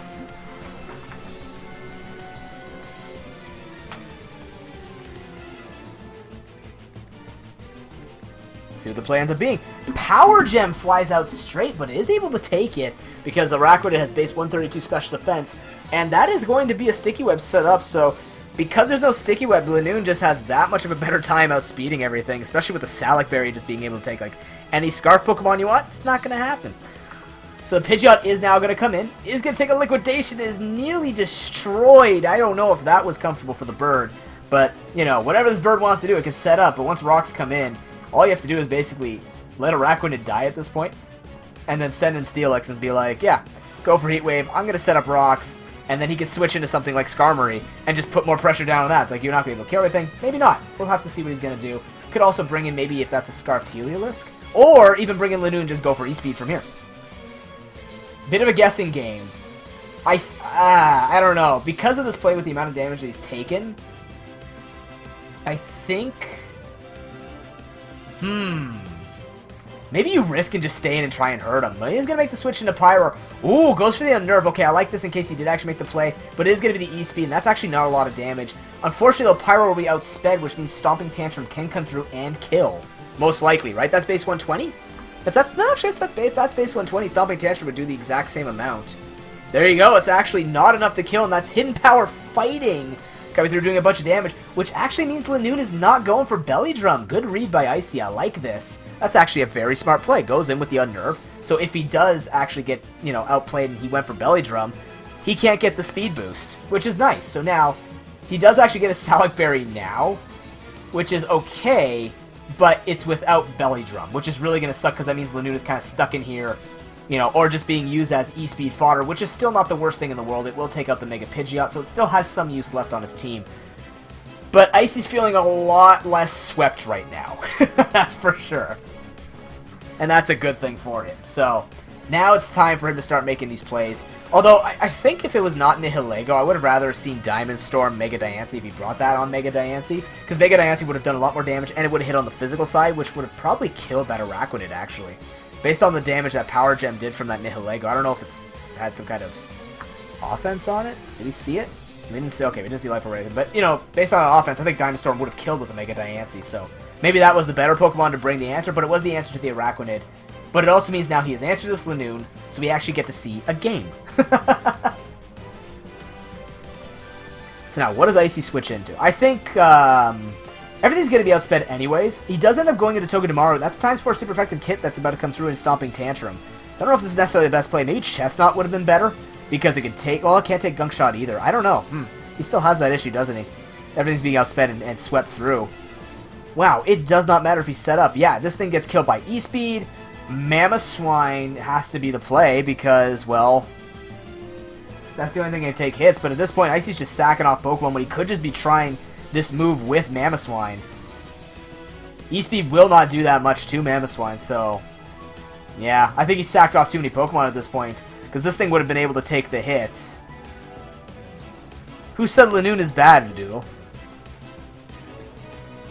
It's good if you use it right.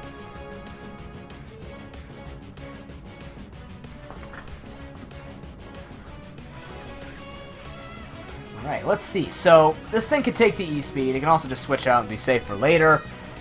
You could just send in Skarm. You could send in Pelipper. You could send in pretty much anything at this point if you didn't want Lanoon to die. He does end up just going into... Oh, actually, he ends up going for the E-Speed as the Earthquake comes through. And now we see the Pelipper coming as the Chestnut comes in. But Hurricane's going to fly through here. The rest of his defensive Mons are just not going to be able to take moves from Pelipper. Pelipper could have even just gone for Hurricane. There's Hammer Arm. Ooh, Hammer Arm comes through, I guess, with the prediction of Steelix coming in? Interesting, but the Iron Head is going to come through. Doodle feels safe going for this. As a T-Punch is going to be used on the Skarm, but Rocky Helmet doing a decent chunk back to Chestnut. But he gets the Para. Something right going for him, as actually he's still going to get outsped because of the -2 to -2 speed he has, but Rocky Helmet will kill him off as he gets one more Thunder Punch do World Leader strat off. But yeah, unfortunately, he's just lost too many Pokemon in the end to try and win this. The Steelix will be, like, okay, he's got the Mamoswine for it, but it's going to be slowed down. It can still hit the Steelix, but then what do you got for the Pelipper? What do you have for the Heliolisk? We didn't see this Heliolisk once, as the Steelix can now just come in. Power Gem comes through, does nothing. Right ideas from Icy, just unfortunately 1.5 games too late. So Mega Steelix can come in, just go straight for the Heavy Slam. That's going to be it. Doodle just having that easy Lanoon sweep in the beginning and then following it up with just not the, like, you know, the moves were coming in and everything else like that, but it's just not going to be enough. As the Alaskan Arachnids will take a 2-0 on the week. GG.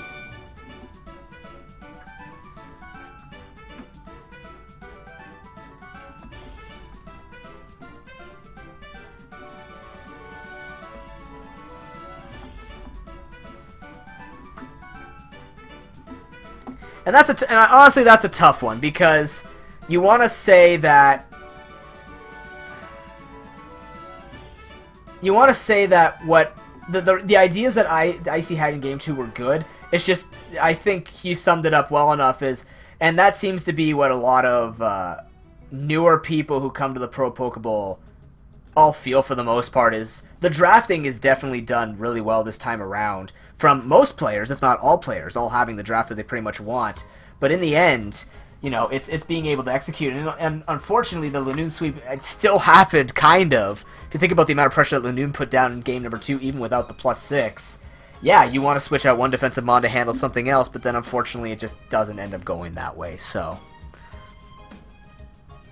yeah, it's just going to end up being that way. And, you know, you have to compliment Doodle. He's brought out a really good core. He showed that Lanoon could be used against this particular team, and gets the value out of it for both games. So very well played by him seeing that.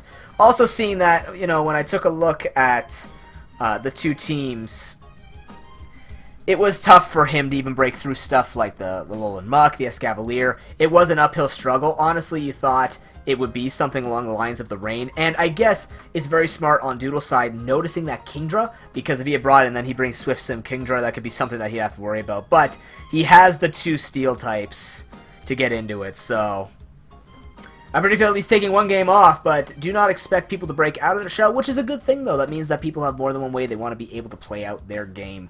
Give me a quick 30 seconds, ladies and gentlemen, and then we'll get right into the last match of the night, which is Cuba Destroyers versus Pichu Warriors. Be right back really quickly.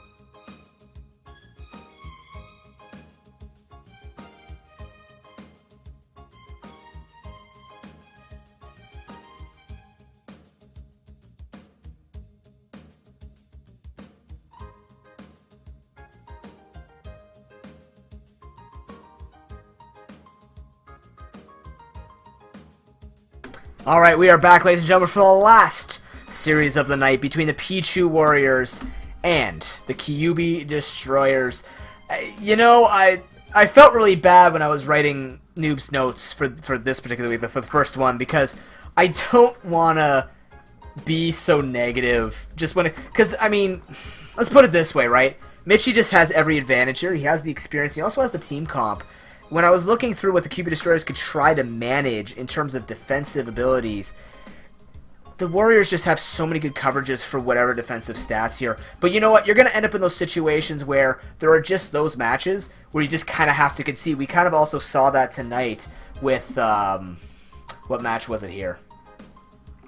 When we looked at, well, Alaskan Raccoon is actually be a pretty good example with Atlantic Kyokosh just not having that defensive capability to handle it. But also Stockton Thunderous, you know, as good as it looks, if you just can't handle those defensive plays, it's not going to help. You're going to be suffering in. So, I got it. I'll grab it, boys. No worries. But yeah, just definitely, it's going to be one of those nights where Darkness just has to show that he can play it well in a disadvantage and just go from there. But we are going to get into the last match of the night. Let's get straight into it because I'm actually missing stuff. Oh, God. Ding. Here we go. It will be Pichu Warriors on the close side, Kyuubi Destroyers on the far side. Let's see what can happen here. It was a just was a straight turn with Stealth Rock. It was a Heatran versus Yanmega. Yanmega switches out. Rhyperior comes in against it. The Heatran is to be switched into the Slowking. Earthquake does a fair amount of damage to that Slowking, but Regenerator will kind of offset that. Looking at the side of Pichu Warriors, actually a very you got Doublade coming in here. We do see that Sharpedo, which has been the winner for the Pichu Warriors the past couple of weeks. We do see Megahorn come through and actually just take out the Slowking. That wasn't going to be getting a ton of value against him anyways. He doesn't have to be worried about Rhyperior. He doesn't have to be worried about the Yanmega. But does end up losing it nonetheless. I think it might have been one of his defensive Pokemon. But you know what? The thing that we have said is, can he break through the defensive side of... what's it called? The defensive side of... thing, and it turns out he's actually just gonna go for liquidation. Doesn't kill, doesn't even Mega though. Odd, and he just gets taken out by a Megahorn. Alrighty, that's very odd coming out from the Pichu Warriors. That does not make sense to me. But regardless, Protect comes down. It could be, you know what, Diego subbed in this week. That's why it looks so poor from the side of Pichu Warriors. Anyways, we do see Tyrantrum come in. Doublade is going to make the switch in, as we actually see the Sylveon switch in. This is a good switch for the Pichu Warriors because he can just go for SD. He can even just threaten with the... yeah, he can just go for SD. He doesn't have to be worried about anything Sylveon can do. And just start threatening with +2, +4 hits, whatever he wants to do. Protect coming out is not necessarily the play that's going to help. In fact, he has to be most concerned about this because unless that Darmanitan comes in right now to threaten... yeah, this is going to be enough even after Rocks, I think, where Shadow Sneak can kill off Darmanitan. This is just a... well... Rhyperior is really damaged, so it is just going to be taken out either way. Yeah, he just up to the +6. That's game. That's it. The Blade +6 Shadow Sneak? I don't know. It might not. No, it's got to kill from there. Come on. He might. I think he outspeeds. He doesn't, but he can also take it because he has Eviolite. Just goes for Iron Head. Yeah. I wasn't sure about the actual damage, but I'm also thinking that Dublade's taken damage and it hasn't. Goodra can come in. +6 Shadow Sneak does kill it. Yeah, nothing's going to be able to take it. Does get the -1 speed on it, but doesn't matter. +6 priority is going to be enough to just basically finish this. Togekiss won't be able to take it off the Rocks. The problem is the Rocks... yeah. Yeah, that's it. The unlikely sweeper, but... I guess Mitchie just recognizing that no matter what, he could just sack off his main threats and kind of just let this thing win. Yippers. There's nothing. Oh, ends up going for Hyper Voice. Does not actually kill. Unfortunate for the Destroyers. Would have been his best bet, but it is too late. Well, I did mention this was going to be a quick night. As Protect on everything, I feel like Darkness has brought VG Cheese into my chat. I'm insulted by your VG Cheese strats, but nonetheless. In a matter of 3 minutes, Mitchie takes game 1.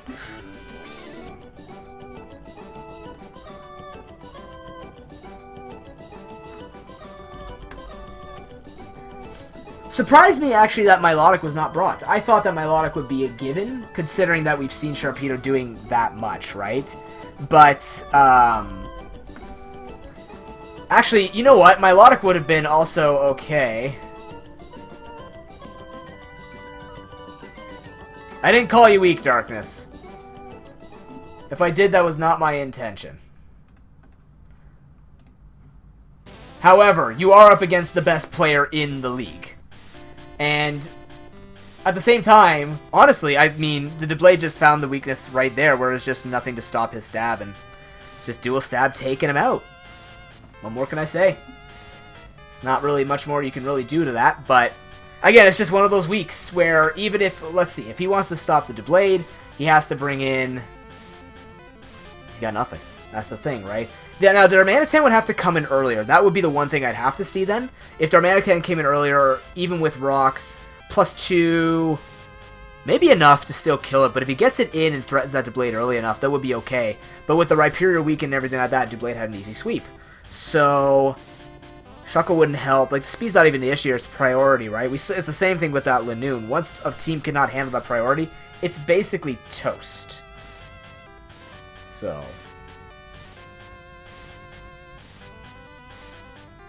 yeah. Mitch doesn't have to change anything. Whatever he did with that Sharpedo, he's doing exactly what he needs to do, where he just gets the Doublade in, gets the straight sweep. Can Darkness play around it? Yes, he can, right? There are a couple things, again, getting that Darmanitan earlier. And then, you know, with that Slowking taken out, you'd have to get through the Mew, which he also brought on his team. So if he gets through that, maybe he stands a chance of being able to take that down. It's tricky, though.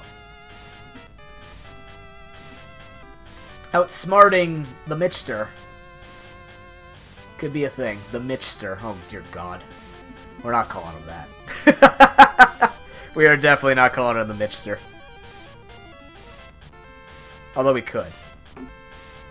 He's got names for everybody else anyways. So, here we go, ladies and gentlemen. The last battle of the night. Can the QB Destroyers show what they can do? Oh, I'm lagging again. Of course I am. Let's turn it. There we go.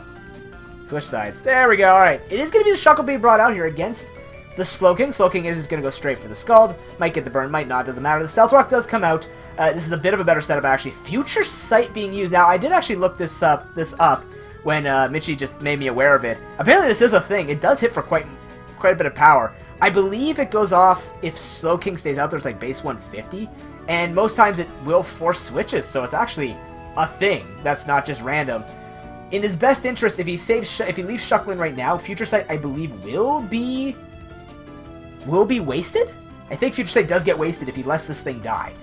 So it's not the worst thing. Shuckle will get what he has to get done. He actually just ends up switching in Togekiss' Dragon Tail. Ooh!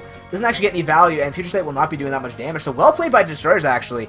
Did not expect the Dragon Tail to come out from Mitch, but Mitch does want to try and get that switch to get... That's actually very... yeah, you use the Dragon Tail to try and get the Future Sight to hit something. We do see a Sky Attack, though, that gets the flinch. How often do you get to say that? Sky Attack flinch.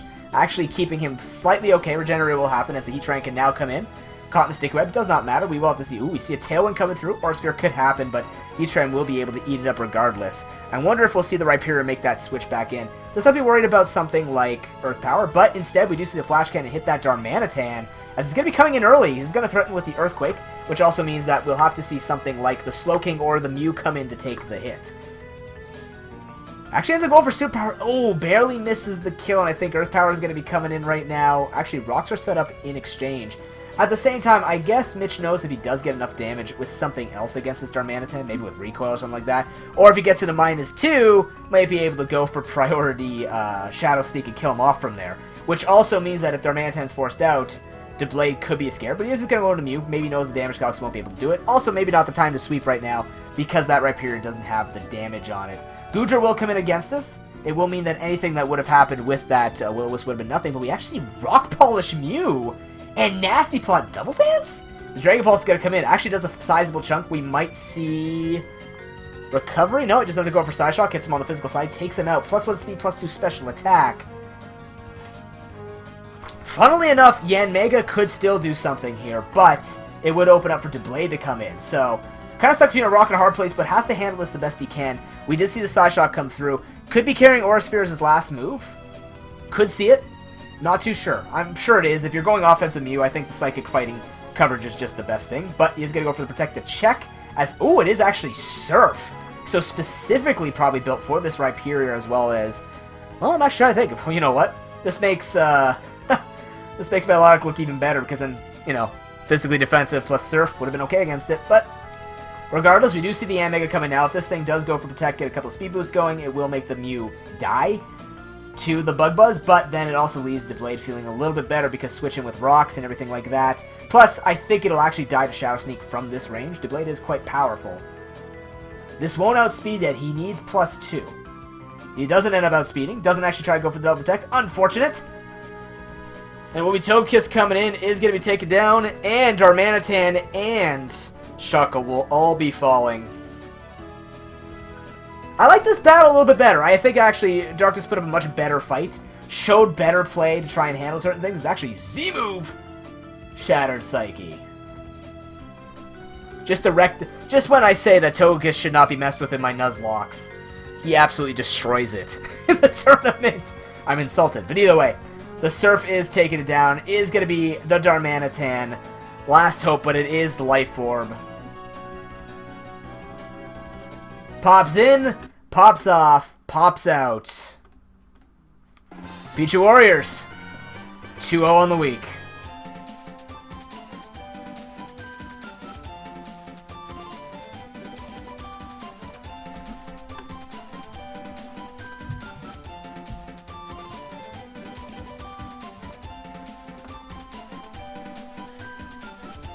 You know what, though? It actually looked good for Darkness, especially in Game 2. I definitely liked the Game 2 a hell of a lot better.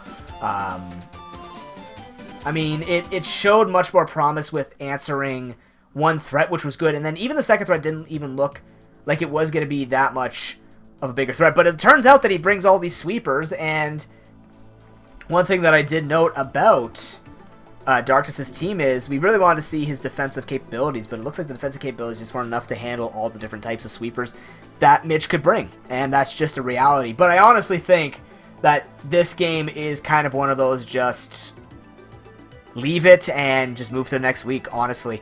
You know,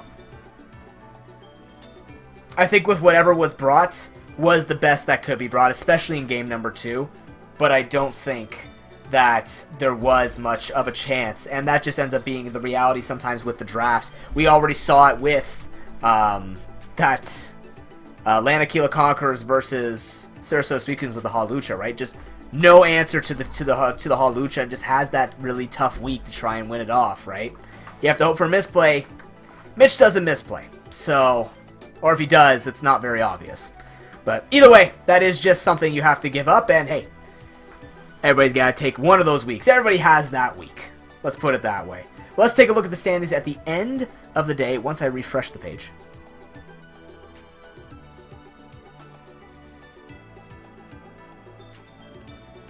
But let's see. At the end of the week, we actually see just the 3 at the top becoming the 2. Sarasota Suicunes dropping a game. W. Wellington and Pichu Warriors both holding first place. Sarasota Suicunes holding third by himself with 7. Alaskan Araquanids fourth place with the 6.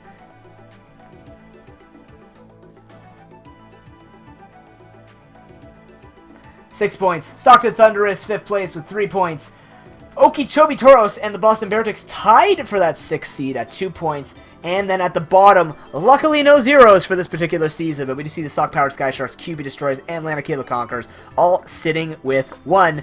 Best part is, this is the week where I usually say that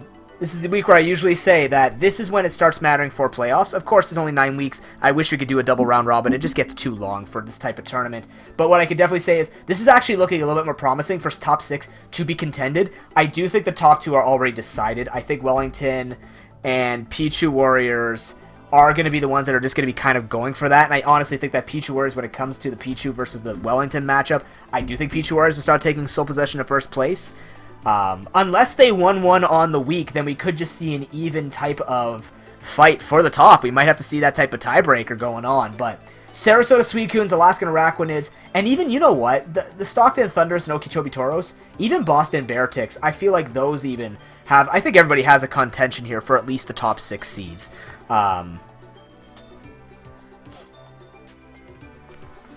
So I'm very curious. The points are still very fluid. We have a lot more weeks to go through and stuff like that. So Very curious to see what's going to be coming up in the next week. But, of course, we have round 4 to look at, starting next week with the Boston Bearticks versus the Kyubi Destroyers, as followed by the Pichu Warriors versus Stockton Thunderous, and the Sock-Powered Sky Sharks versus the Lanakila Conquerors, the Sarasota Suicunes versus W. Wellington. That will be the true test to see if Gamer can actually manage to take down a Titan in this tournament.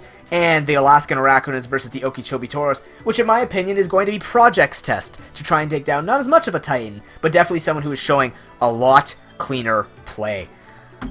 If you guys are looking forward to what's going to be happening in Week 4, wait for Noob's Notes. You will find my opinions on all the battles. GG to everybody here tonight. Thank you very much, everyone, for showing up. Of course, it is a community that keeps this tournament going. Not just the fact that I like doing it, but it's the fact that everybody can come out here and have fun with it. So I do appreciate each and every one of you for signing up to the tournament, taking the time and putting the devotion into this. If you'd like to put in your Noobits, I will leave it open until the end of the night. Of course, if you are taking part of the Noobits, you just click on the video extension at the bottom right-hand corner of the video player. You are collecting Noobits just by being here, or you can gamble, try and make more, and donate it to your favorite team. We'll be back next Wednesday, March 21st at 8 p.m. Eastern Time with those first 2 matches. Until then, thank you very much for joining me tonight. It has been the Pro Pokeball. Next stream, by the way, is tomorrow at 11. Let me just get the schedule up here just to let you guys know. What the hell? That's not how you spoke a schedule. It will be tomorrow from 11 to 5. The night one will be... The night one will be canceled in exchange to move from 11 to 5 because I don't have work. This particular week it is March break. So hopefully everybody's enjoying their spring break / March break. And we'll go from there. Thank you very much for joining me. We'll see you tomorrow morning. Until then, have an excellent night, everybody. And peace.